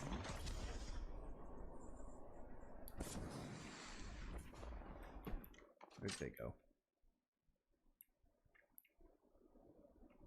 Fuck. Fox 3, missile off the rails.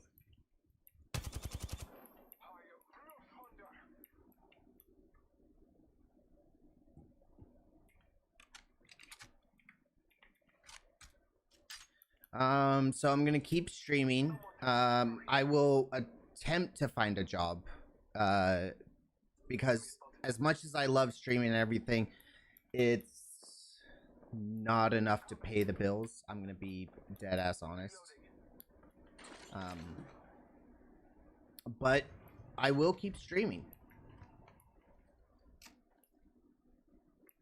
and I will keep giving you guys good content and doing what I can to with your guys' support, because I love doing this. I love being here. I love not just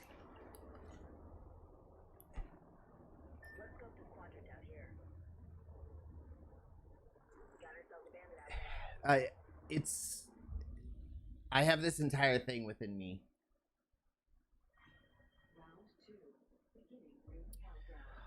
I feel like, yes, unfortunately, I spend a lot of time alone. As of right now, I'm alone out of every 2 weeks. It's usually about 10 or 11 days.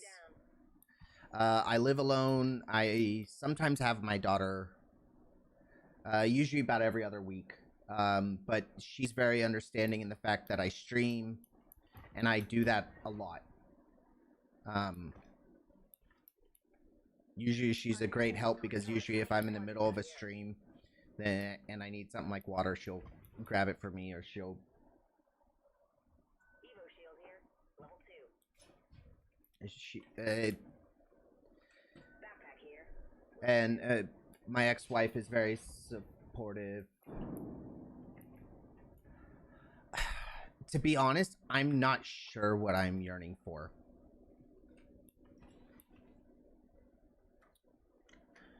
I don't know.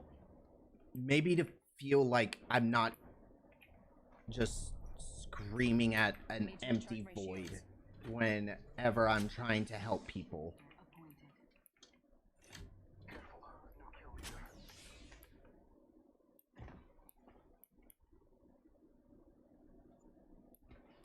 Because that's what I feel like a lot of the times. Because when I was in the military, I was in medicine.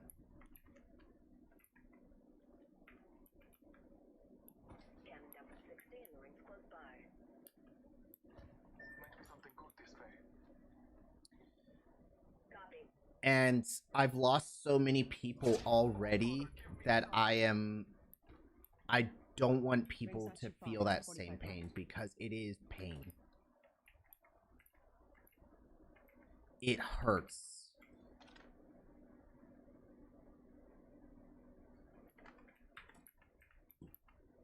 The ring's close, and it's a good thing. Only have 30 seconds left.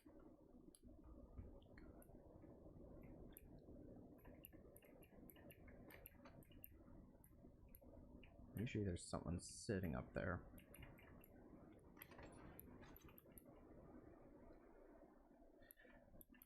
Ring closing in 10. It's close.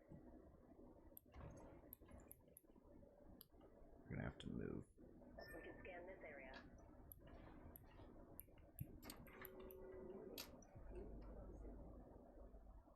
Hey, ring's closing. We are all in the danger zone.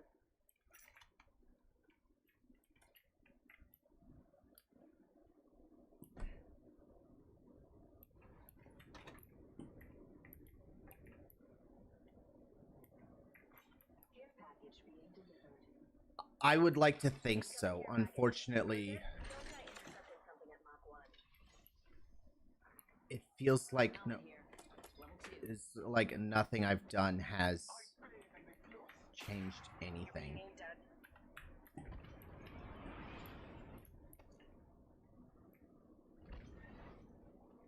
I am glad they made that voice louder. There. Target spotted. Let's explore this way. We're gonna be walking right into them. Copy. Never mind. Behind me. They're inside zone. Void jumping.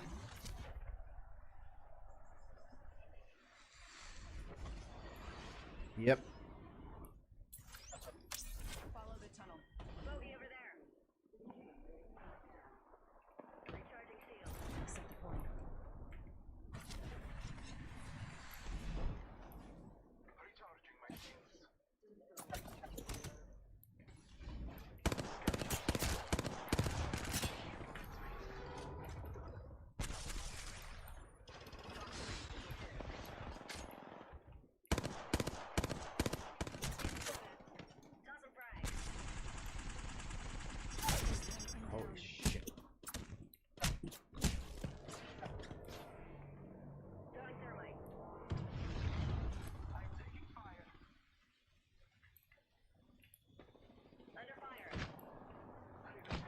still 7 squads left. Jesus.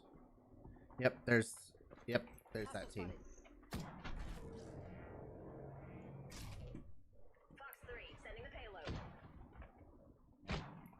They didn't even notice me.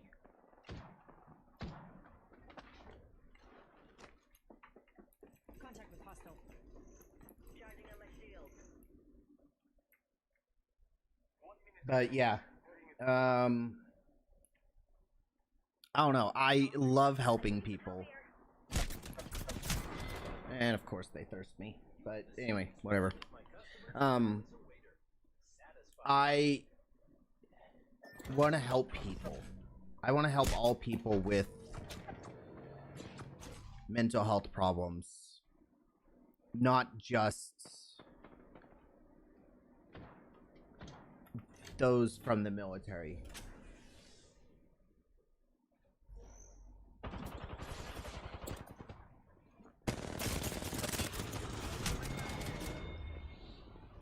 We were stuck in between like 4 squads, whatever. My KD on this game is ass. Because before I actually got decent, I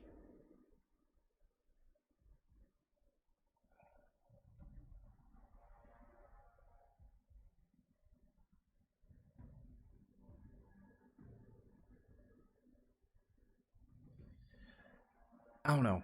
It's tough. Yeah, I thoroughly enjoy Apex. I actually started playing Apex back at Season 1 when it released. Actually, the day it released, I started playing it. But I have...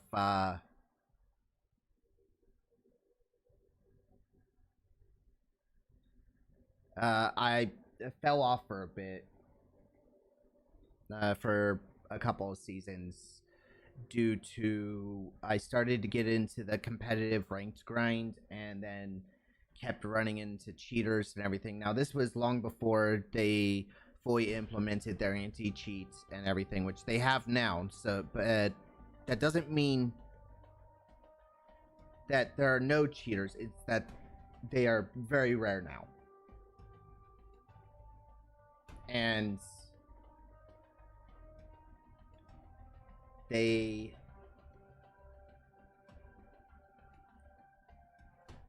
Yes. I mean, yeah. That's... Yeah. I don't know. I'm terrible with my words. I'm not an English major or anything like that. I have a background in engineering and physics, okay? Words were never my strong suit. Give me numbers every day of the week. God, and that's on a legend that I don't even play all that often. I think I've played Wraith like twice.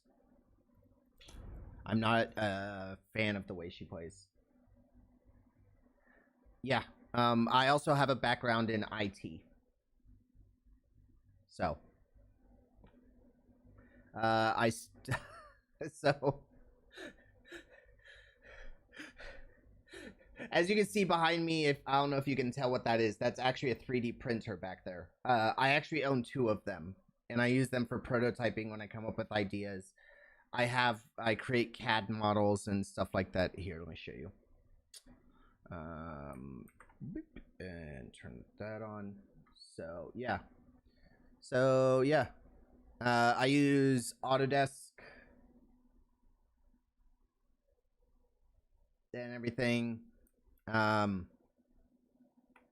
To create stuff. I come up with ideas, I sculpt it out and everything and all that stuff. I can save the world on your own. Believe me, I've thought about that. Wait, let me go back to game capture because otherwise it's gonna be all messed up.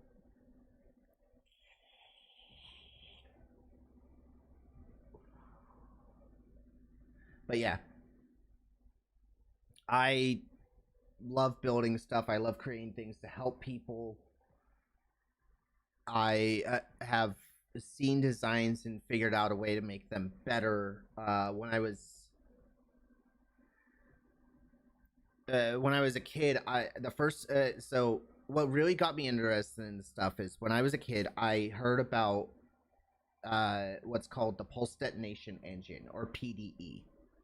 Now, those of you who don't know, the pulse detonation engine, it was a new type of jet engine that was supposed to take over the current turbofan models that are used on most airplanes these days.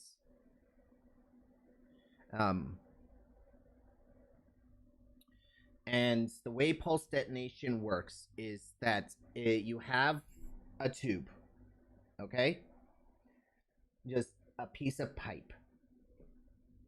I wish I had a piece of pipe. Actually, I do. 1 second. I can actually show you this better.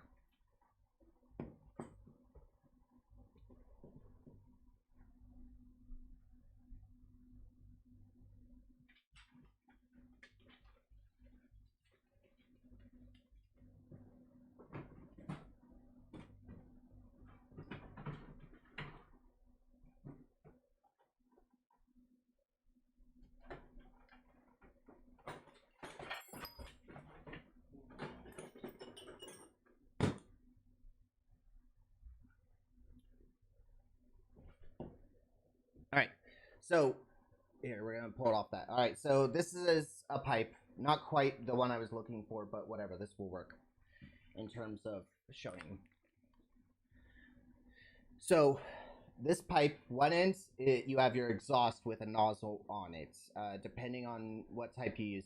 Then at the other, it is blocked off and connected to other machinery, to include a spark plug that comes in, or some sort of ignition source, as well as a way to pull in air and fuel, kind of like a car's engine does. It starts pulling in air. It at the same time, valve opens and it pulls in a fuel mixture as well. All right. What happens is, since the ignition source is back here, it ignites and creates a pressure wave that moves forward and out. Now, once that pressure wave goes out, all the oxygen is gone. So what happens is that it causes a vacuum. Now, because the pressure wave is blocking the tube from air getting in out here through the nozzle, it sucks more air and fuel in. Ignition source goes back off, and it does that, and it continues with that hundreds or thousands of times a second. All right. Now, there is usually 13 of these on a single test stand of a pulse detonation engine.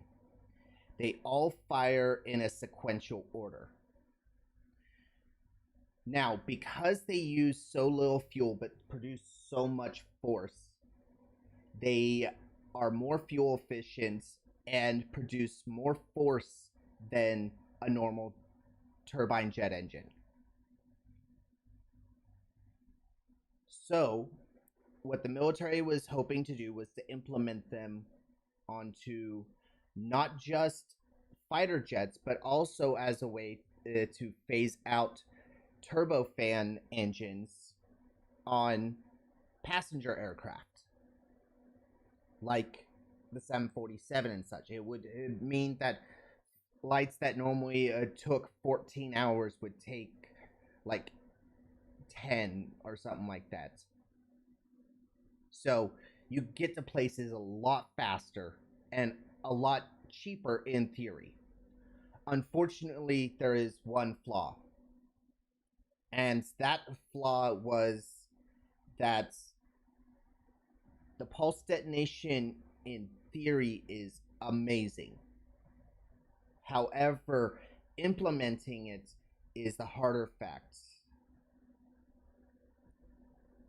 Yes, it is still based on petroleum, and again, that is an issue. Unfortunately, electric technology and solar, just electric technology in general, it just is not there yet to be able to produce the amount of force needed to be able to create. Now, we do have stuff like the ion drive, which is used in space. They use what's known as ion thrusters to be able to maneuver satellites around and everything like that. And there is an ion drive that is hurtling a spacecraft out of our solar system.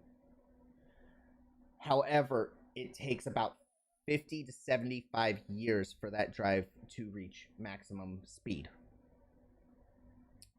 So you can kind of see the issue with using something like that. Now, an ion drive, again, while it is not based on petroleum, it does use other chemicals to be able to create a reaction and help create plasma, which is what's used as the driving force. Again.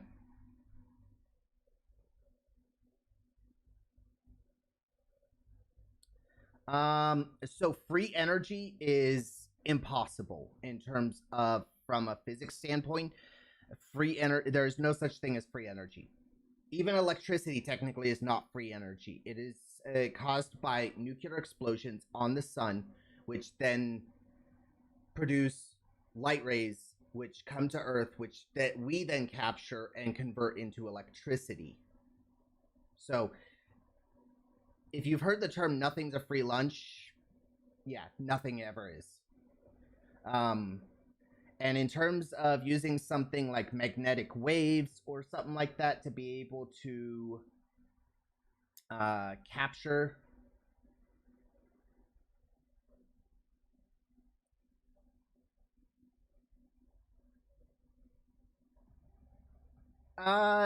no, doesn't quite work like that.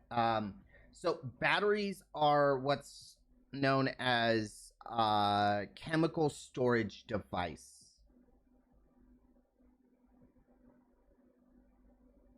So they use chemicals to be able to store the electrical potential.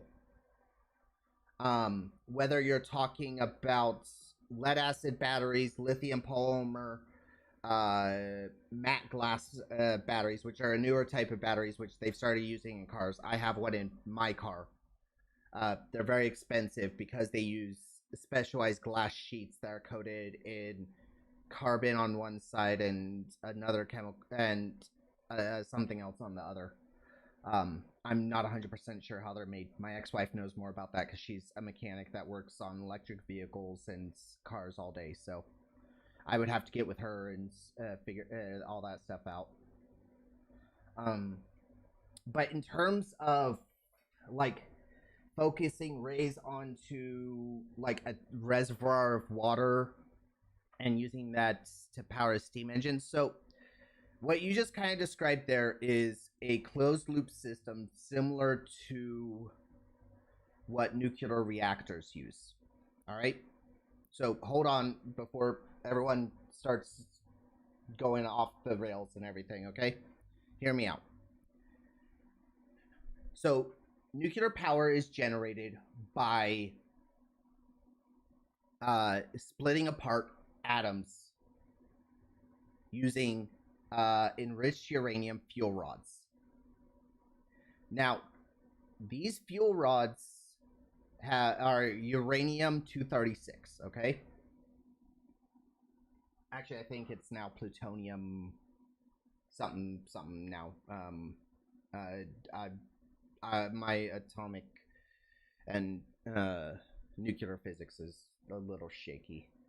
But what happens is as that nuclear reaction goes off, there are pipes that pass through the nuclear core of water.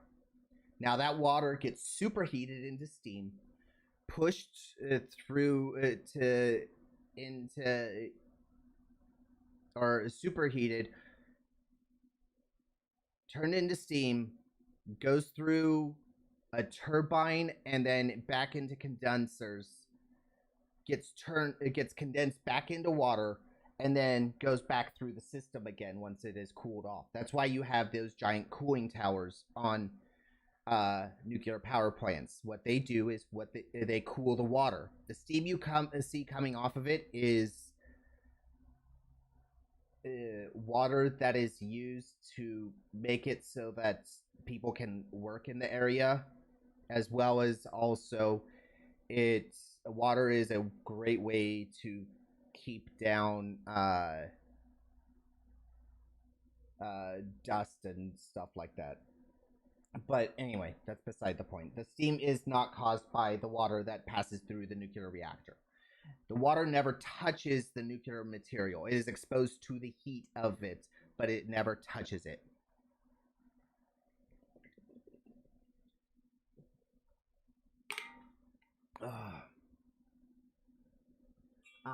So therefore the water never becomes irradiated. A lot of water that goes through nuclear power plants, stuff like that, it's special deionized water they pull.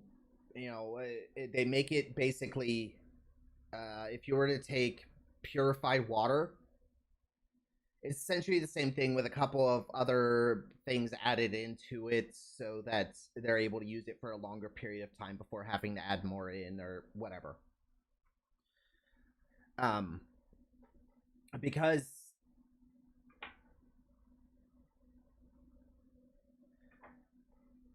without oil. All right, so what it comes down to is the amount of energy. All right, so if you take 2 cups, one filled with oil and one filled with water, the energy potential between the two is vastly different.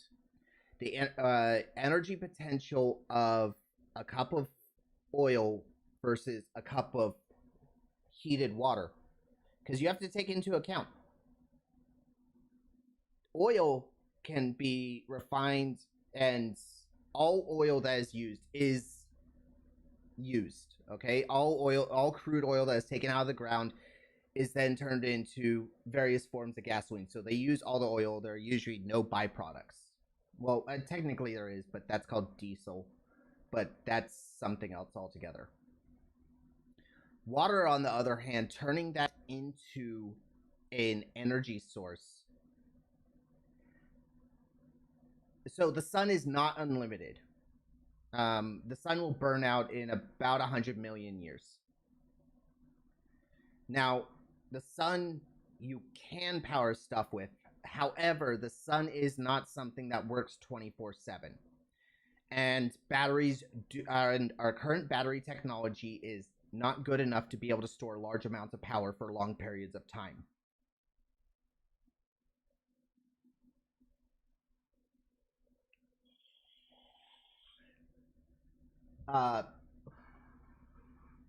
And they are working on ways to find so companies like Tesla are working on finding ways to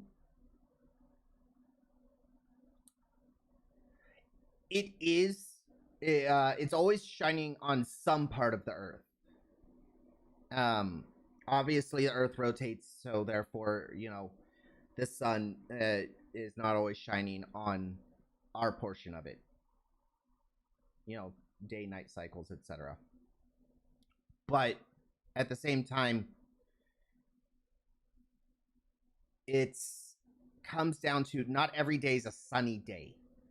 Okay, you kind of get what I mean. Solar panels are not enough. No. So you have to contend with stuff like weather and other forms of weather, like clouds, fog, sandstorms, things of that nature. And solar panels, as they get damaged, they become less efficient. They do not draw on as much power. They aren't able to output as much energy, etc., etc. That's one of the problems that some scientists are currently working on right now, trying to solve, is finding a way to make solar panels more efficient. Because right now, current solar panel technology, their efficiency sits at about 22% efficiency, which means 22% of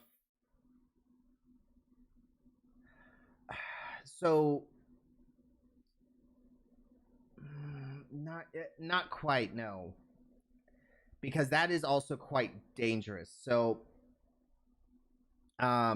using a giant magnifying lens or something like that to capture energy and from the sun and transfer it, you also magnify ultraviolet rays that are put off by the sun. Because it's everything that goes through that magnifying glass. It's not just the visible light we can see, it's also ultraviolets, UV, things of that nature. So you magnify that, and it is inherently dangerous to human beings. That's how you end up with skin cancers and stuff like that.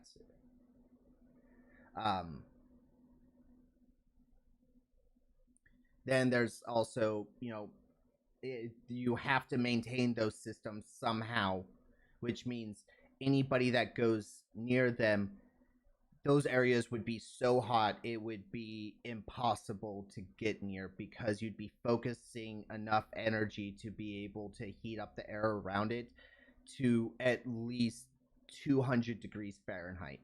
Anything above 150 degrees Fahrenheit, the human lungs, your brain starts to shut down.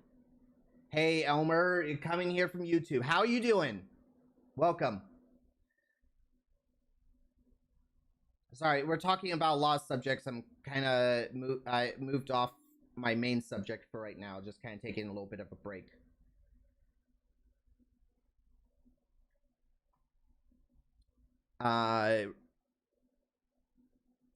But again, it's a great.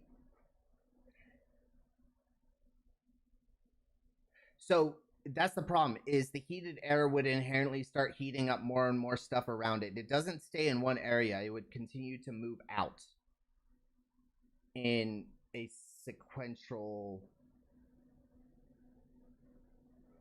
in a circular pattern.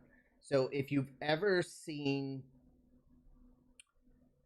dropped a rock into a puddle and then watched the wave as it moves out, that's how the area would grow. That's the heat would start to expand, life would start to die, because it would go from superheated at the middle, and then it would taper off. However, how much it would taper off, it's not exactly known, because things like that are, at least to my knowledge, have not been fully tested yet. So you may end up with an exclusion zone after a few years, a few miles wide, and unable to go near it. It's similar to like the exclusion zone around Chernobyl and stuff like that.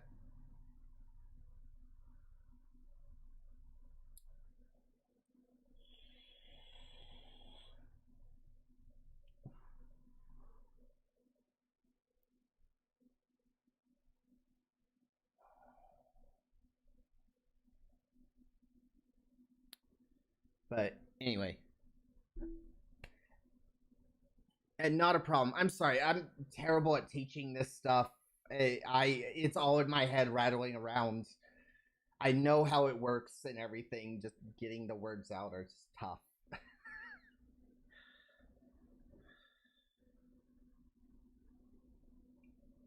Anyway, we're gonna go back for one more round of Apex, then I'm gonna open up the floor to you guys to talk about.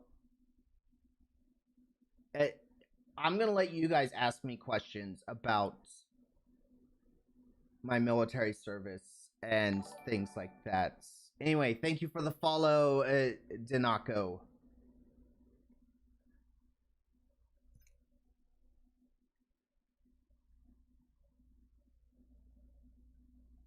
So, just give everyone an idea. I started this stream on both my YouTube channel as well as on my Twitch stream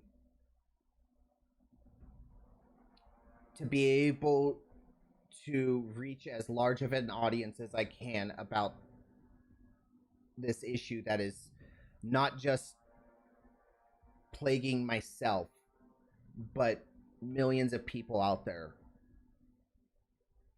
And I want to try to get my message out there to as many people as I can. Now, the VOD for this on Twitch will stay up for a while. And obviously on my YouTube channel, I'm going to keep it up for much longer.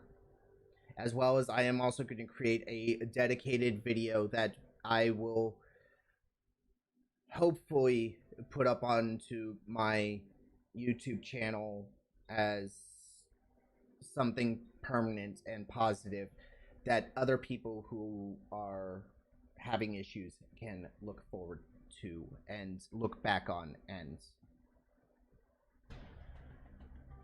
And my phone keeps going off because I don't know why.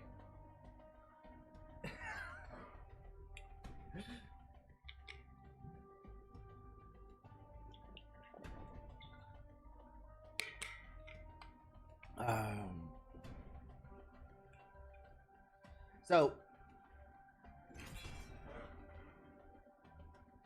just know that my so there is a delay for those of you who are watching on YouTube. It's about 15 seconds, give or take. So just a heads up. Maybe 20.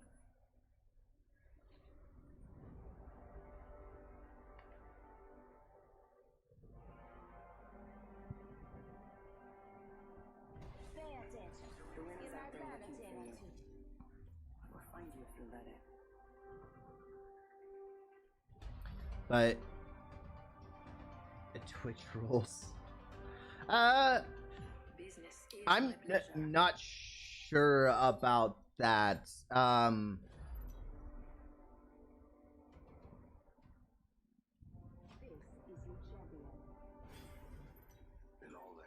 But if you guys have any questions for me, feel free to start thinking of them now. When after this round, we'll sit down, we'll have a talk. You guys can ask me whatever questions you want. All right? Dropping in. Hang on.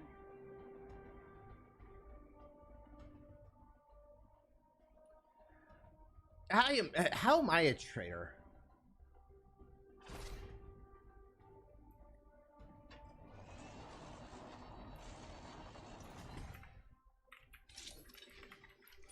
Oh, awesome.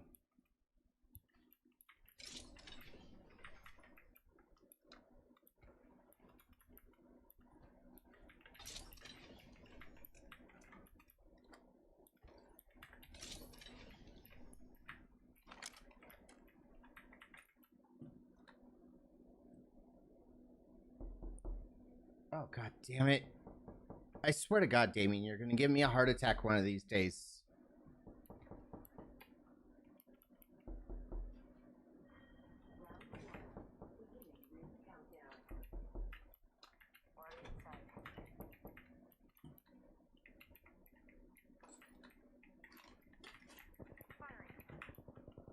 Oh.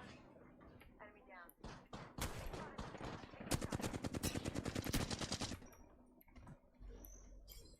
Reloading.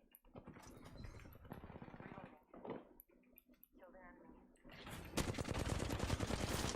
Grenade, move! Throw my grenade out.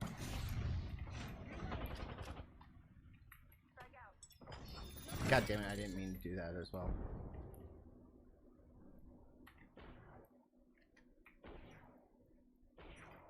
Recharging my shields. Reloading.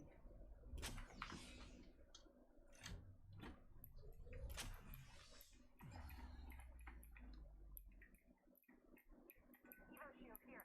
Level 2. Healing up. Eyes are open now.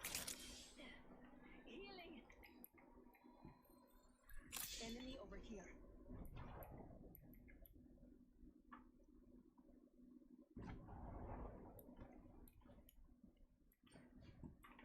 Going to phase.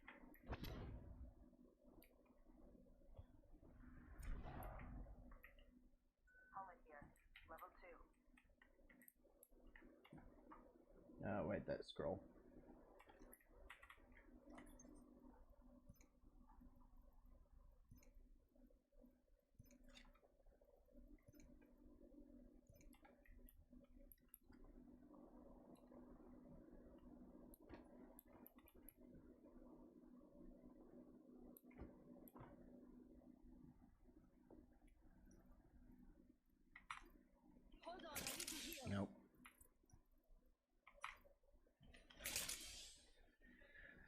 Oh, man.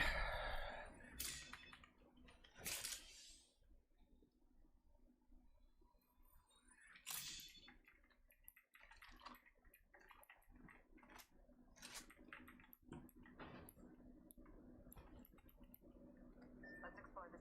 Hostile over there. Target over there. They spotted me. I'm taking shots.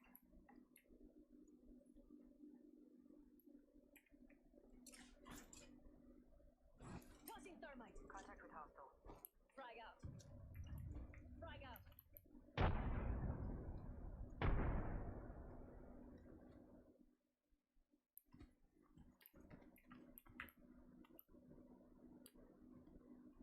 Where'd he go? I shot him. We're all inside the ring. Good.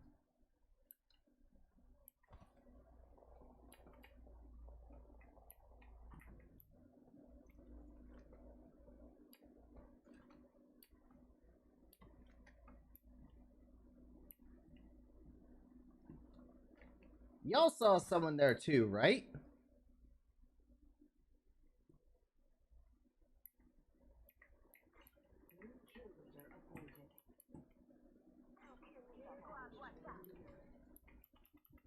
Care package on the way. I like the sound of that. Jump drive set.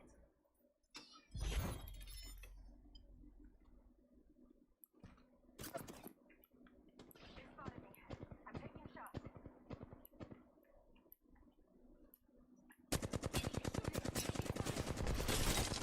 Reloading. Hold on, I need to heal. Need to recharge my shields. Recharging shields.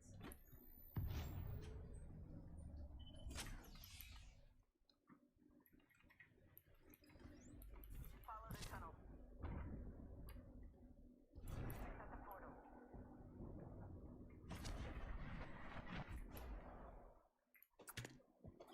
Ooh. Hello. Another squad's attack. Target over there.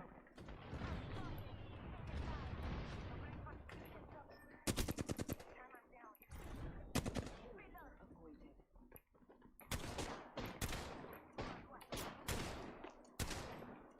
Reloading.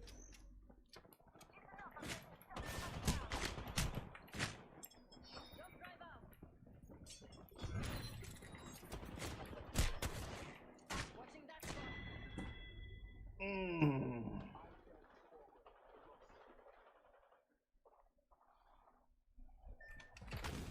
That's tough. Anyway.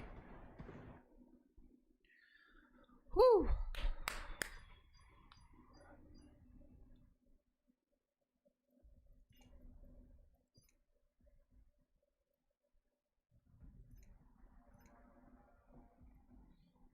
Alright. Let's do that. Let's switch to this.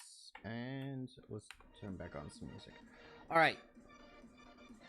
Now here's the part of my stream where you guys can ask me anything you want. Okay? You guys can ask me about anything. And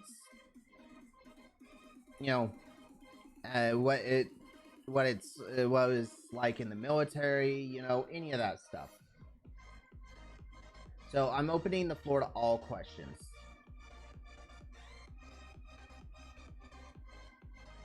And don't worry about it, I've heard it all before. So therefore, you're not gonna hurt my feelings, trust me. You're not gonna offend me.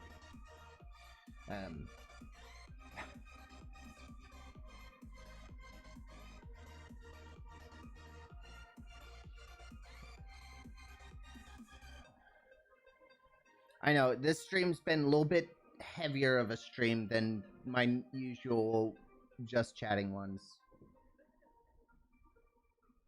Do I throw it away or still wear it? It depends on how big the hole is. If it's a decent size hole, then yeah, I throw it away.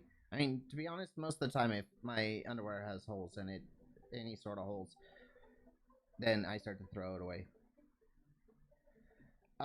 So there are no weapons based on sound vibrations. However, there is there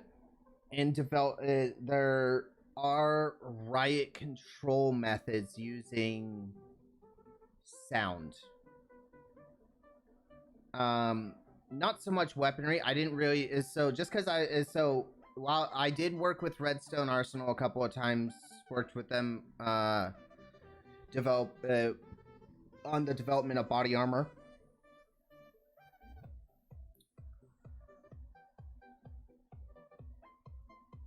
Yeah. So it is. And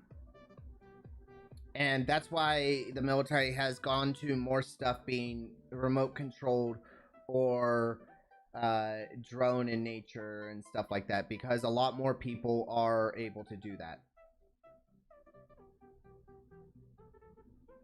Why what?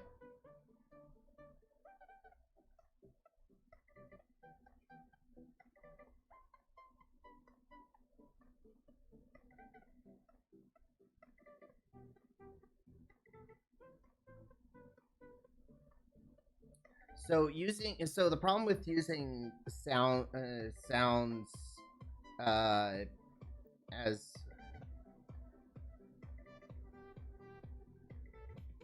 so using sound is as a weapon, it's super inefficient, as well as sound naturally wants to expand. As I'm talking, the sound just isn't going in a straight line out. It is, as it goes out, it spreads further and further apart. That's why at a certain distance you can't hear people anymore and things of that nature.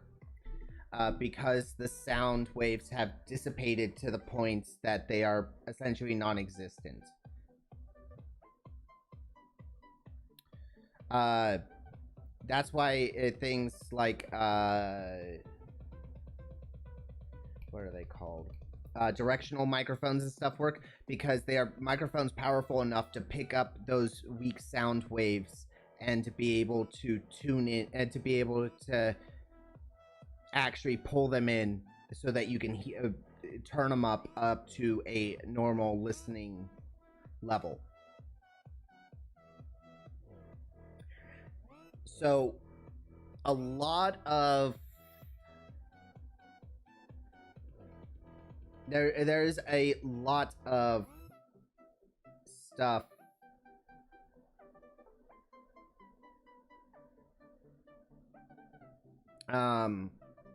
there's a lot of reasons why. So they thought about using sound in the 60s and 70s and turning it into a weapon as a way to be able using ultrasonic vibrations to be able to like cut through tanks, stuff like that. However, that project was abandoned because sound fundamentally can't be focused. It naturally wants to spread. Even using things like powerful speakers or amplifiers, it naturally wants to spread out. So at any sort of distance, it starts to lose its strength. So it is fundamentally impossible.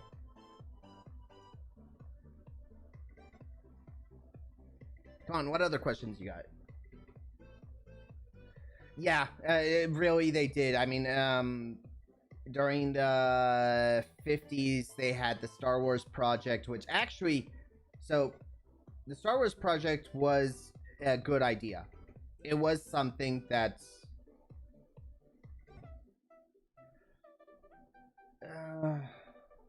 yeah, that's true. They tried to create weather machines and stuff like that.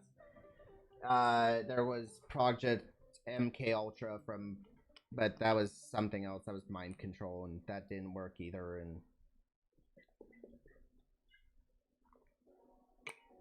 just because the human brain just doesn't work like that.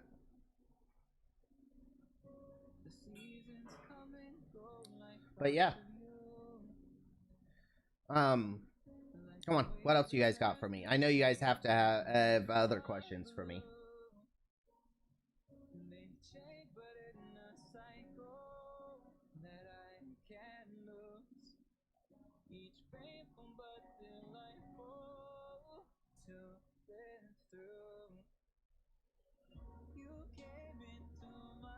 Yeah, it really is. So the U.S. spends more on R&D than the next 7 countries, or next 7 countries combined, and that's out of 196 countries. Uh, there was some. When I joined, there was a lot less than like in the probably the 80s and 90s. Now, and keep in mind the military has gone through multiple changes and stuff like that throughout since its inception. Back when the Continental Army was stood up way back in the 1800s. With that, it changes to policies and stuff like that. Hazing was kind of being phased out anyway when I first joined. Was there still, kind of not so much rites of passage?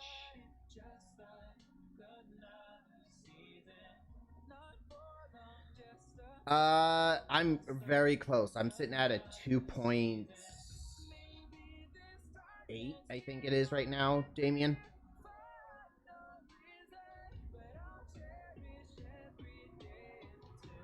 But it will eventually come. I've gotten to the point that I just, while it would be great, it will come. I will work. It just continue doing what I love, and I love doing this. I love being here with you guys. I love entertaining you guys. I love talking about stuff. I love sharing my knowledge.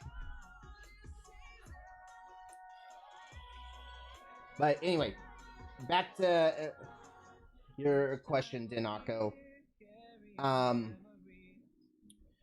Hazing has been, at least in the last, it wasn't anything like what you see in movies. Hazing has never, maybe way back when, at some point, there might have been some like that, but most of the time hazing is nothing like what you see in the movies. A lot of times it is over dramatized and stuff like that. Now, to say stuff like, in some movies hasn't happened, I mean, it probably has.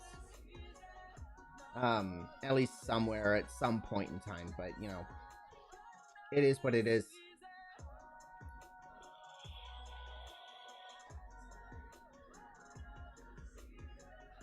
We have grown as a military and gotten better.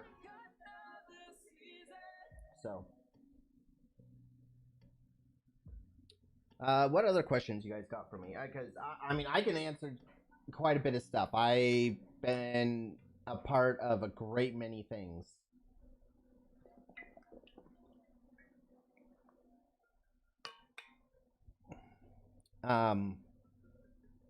I've worked with a lot of people. I've worked with everything from... Am I interested in history? Not really. I know a bit of history. However, it was, like English, it wasn't really my strongest subject.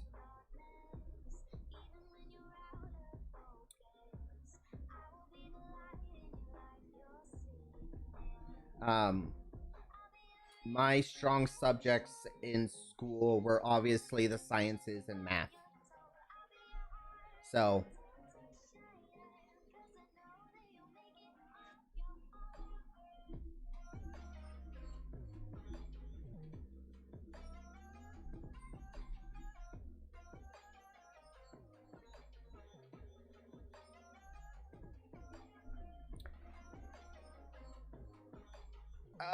yes, I've had to work very hard at it. So a lot of it came from...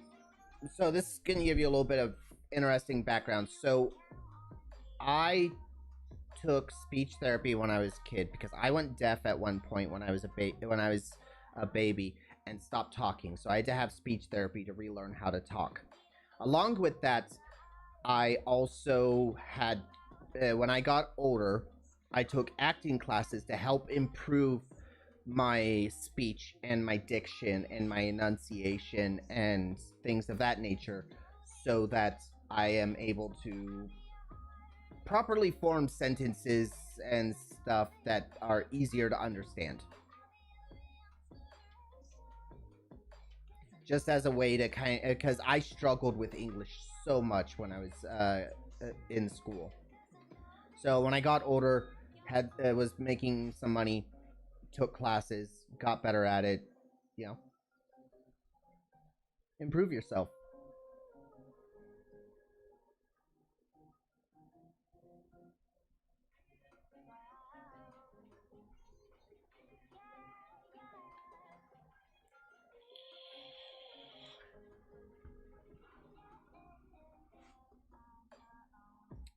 Come on, what's you guys got for me?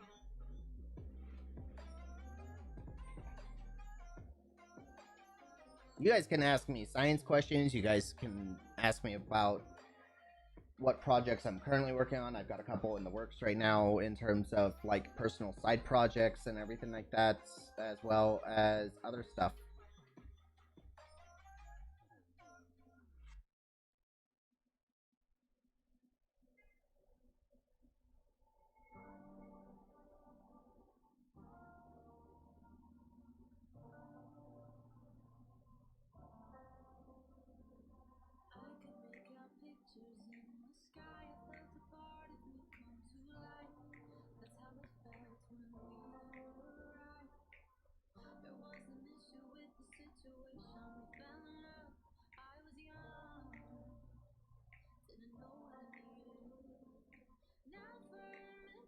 Oh yeah, that's true. I forgot about that. Thank you for reminding me.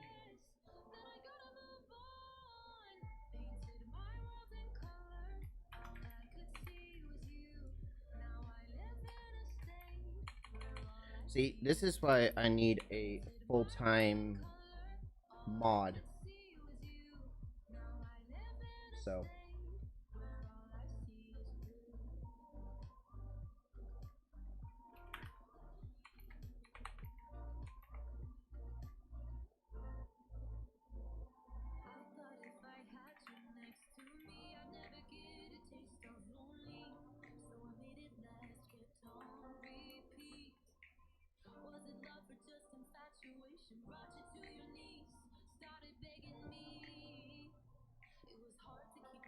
there we go.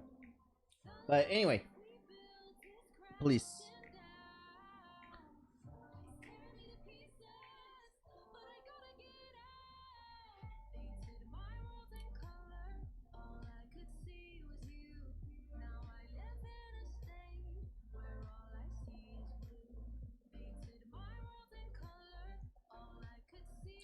Oh my god, Jesus Christ. Sorry, my Discord's been my Discord channels I'm in have been blowing up, so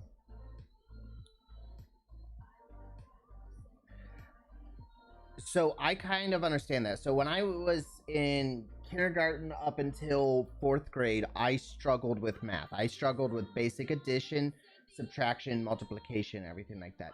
Then in 4th and 5th grade, I got into a program that helped me with my math. Since then, I took a love to math because I found it fun and easy. And since then, I have studied everything from statistics to linear equations to differential algebra to moving on into the harder stuff, into physics and stuff like that.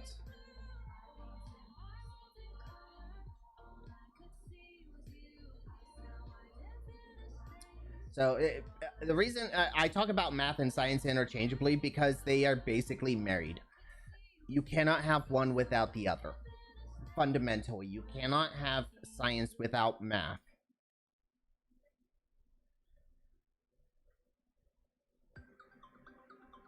Even things like bioengineering and stuff like that requires math.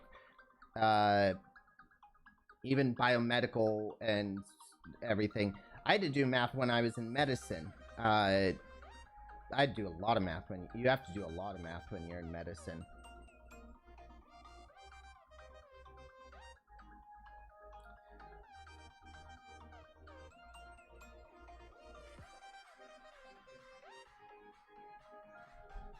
But science is a passion of mine.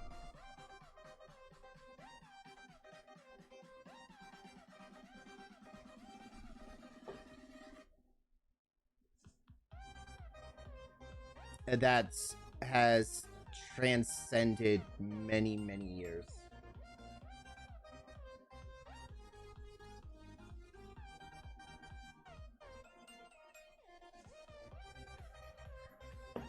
So, yeah, most math that you learn in school is pretty useless, especially when it comes to most normal, everyday subjects. Or most of what you deal with. Most math that you deal with on a normal basis is just basic addition or subtraction or some multiplication thrown in there, and maybe some percentages if you go out to eat regularly or things of that nature.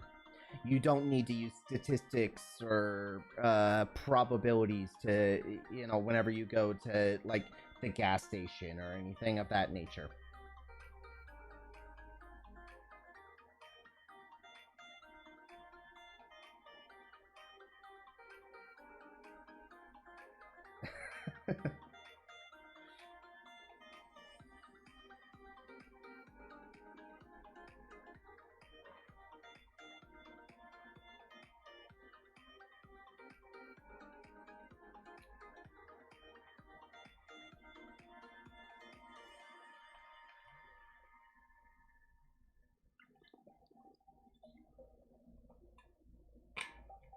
But yeah, no, math has been, I don't know, it's always been a constant in my life. So here's a funny story, okay? So when I was in high school, it's been almost 20 years now. Shit. God, that's how I know I'm starting to get old. My 20-year reunion's coming up soon. I used to ditch high school to go to the library and study math and science.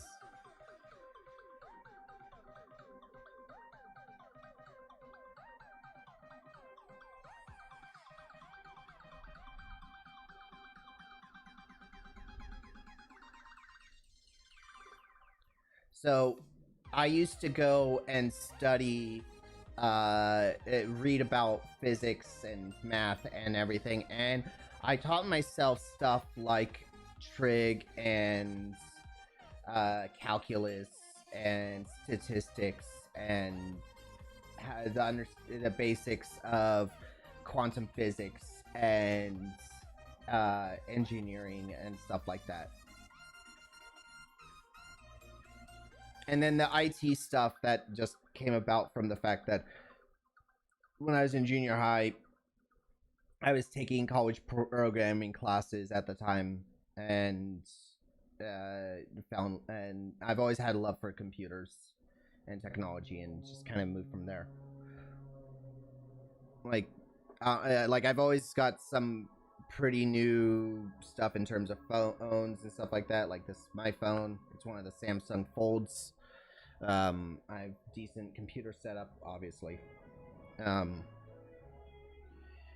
Just technology in and of itself, because a lot of math and science goes into building this stuff, goes into building computers, goes into building cars, goes into building spaceships, goes into progressing the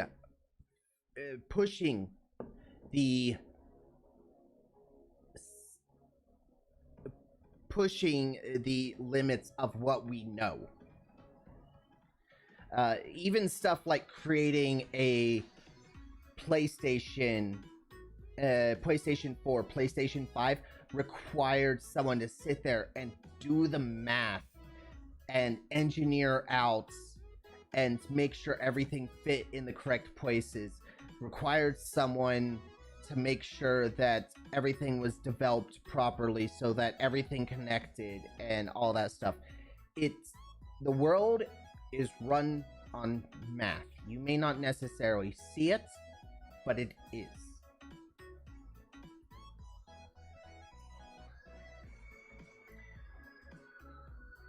It's said that math and numbers are a universal language.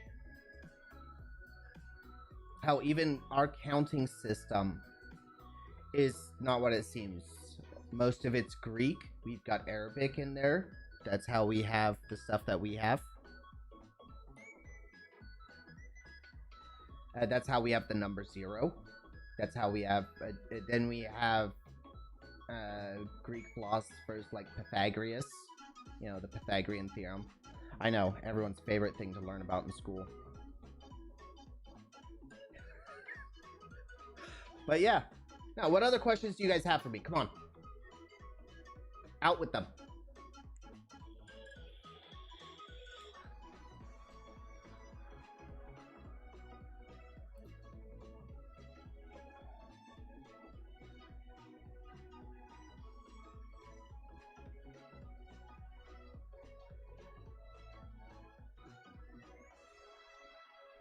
That's true. Differential equations suck. Or having to do a 4-page proof.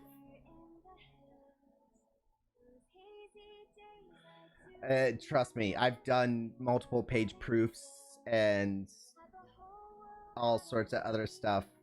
It's not fun. Because your brain, by the end of it, you just... It's mentally exhausting. It's doing mental gymnastics. Because you keep having to go back and reference previous pages to make sure that you're in the correct place.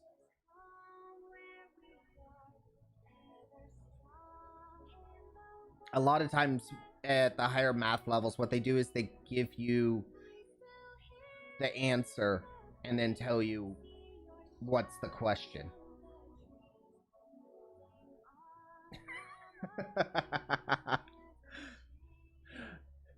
I feel what you mean, yeah.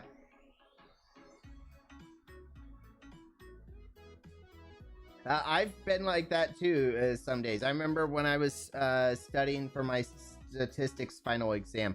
That was a tough time. Statistics is still one of my least favorite subjects ever in math. Unfortunately, I use it a lot.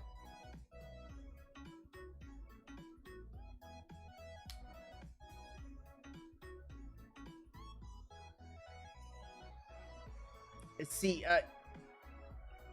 I used to get in trouble in high school because I wouldn't use a calculator and write out a lot of my math problems. I would do it all in my head. And then college, a lot of problems require a calculator, and I'm not proficient in calculator, so therefore, even to this day, I'm still not proficient in calculator.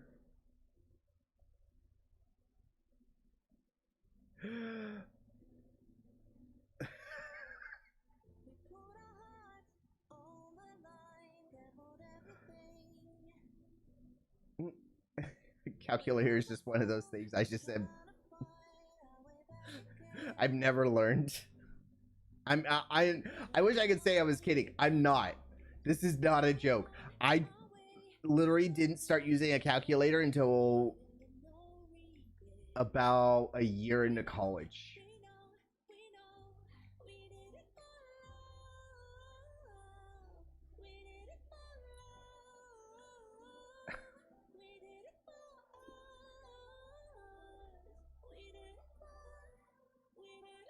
My cat is currently asleep at my feet. Apparently I put him to sleep by talking.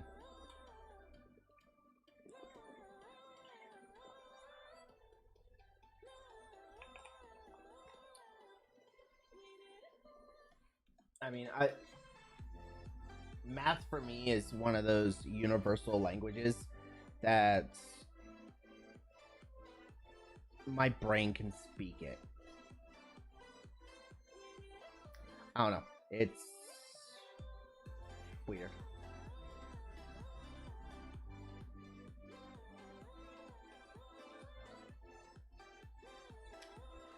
Hopefully I never get to that point. I mean, at some point, yeah. I mean, I've got a family history that does not bode well for my mental faculties come later on in life. But, you know, I'll deal with it when I get there. So.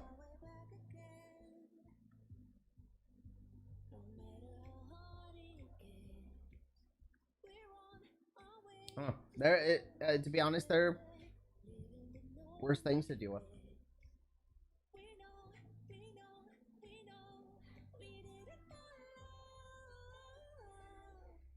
When it comes to certain exams, yeah, like I've got to take linear algebra, and I've got to retake linear algebra and differential equations to be able to get into my degree field. Well, go back to school, I should say. So, well, if you start talking about the multiverse, then we're talking about endless possibilities of universes where anything could be anything. Cats and dogs' roles could be reversed. Dogs could sleep all day and meow and scratch stuff up, and dogs may be the loyal pets you can take out for walks. The sun may be purple. Or the universe may have been swallowed by a black hole, or there's a lot of things. That's a great excuse. So there's actually a theory. So everyone's heard of the Mandela effect, okay? It's where you remember something and other people remember things, but it's wrong compared to the way it actually has been. Things like the Berenstein Bears and things of that nature. Now, there is a theory out there that what it actually is that but that the universe has in fact collided, that our reality has collided with another, and for a split second the two crossed in such a way so that that memory was imprinted into us. So that's part of the multiverse theory that explains things like the Mandela effect.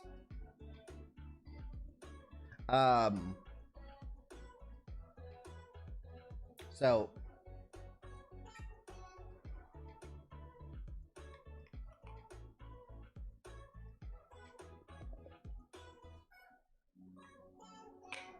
but there we're getting into like theoretical space-time theory and everything like that. It does sound far-fetched. However, it is things that are actually thought of.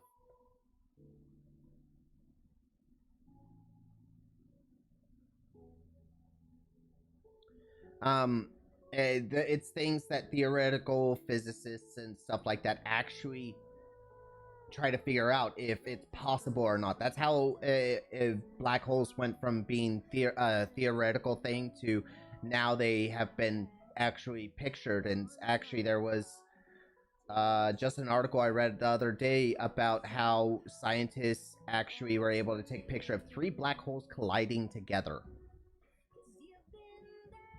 which I thought was really cool. But you know, to each their own.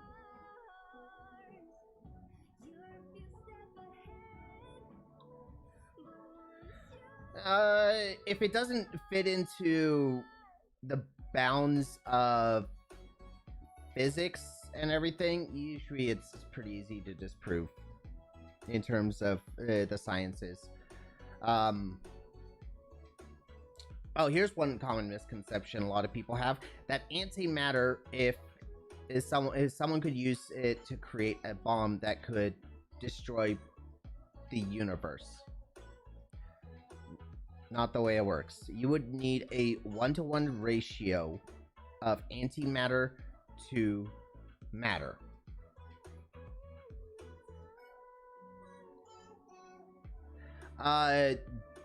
Then in that case, then the multiverse theory falls apart if physics ceases to exist.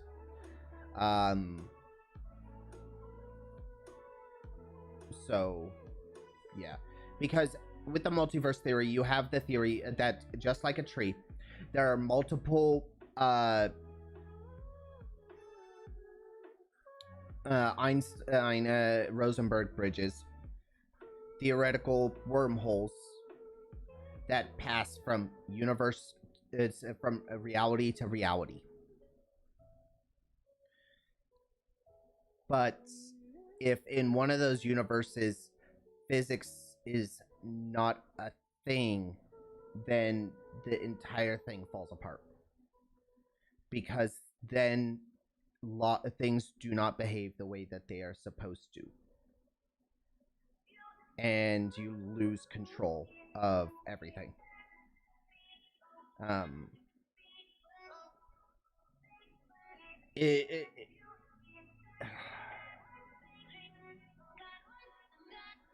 So, if you want something to help you kind of understand physics a little bit better, I highly suggest looking up the physics of superheroes.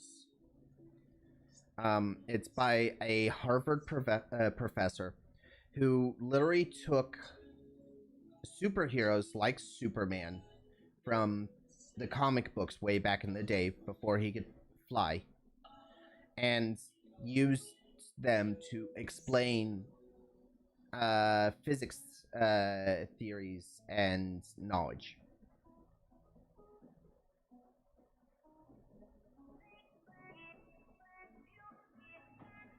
Illuminati confirmed. Oh God, I hate. To be honest, I hate hearing that term because the Illuminati do not exist. They at one point did exist, however.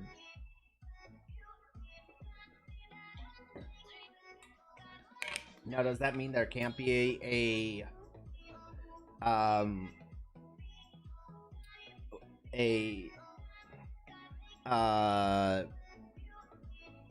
version or a new secret society out there somewhere in the world?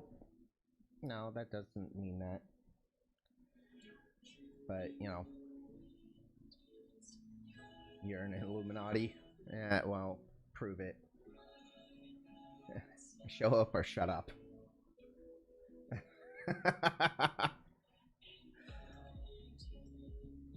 But I'm getting pretty tired. It's starting to get pretty late.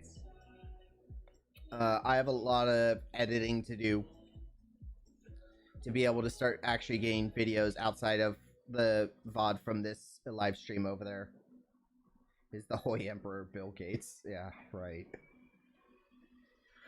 But I think I'm going to call it for today, guys. Thank you for being here. Thank you for listening to my story. Please reach out to people you love. Let them know that they are not alone, okay? Because right now, during this tough time, we all need a hand sometimes, okay? As always, guys, peace and love. I'm out.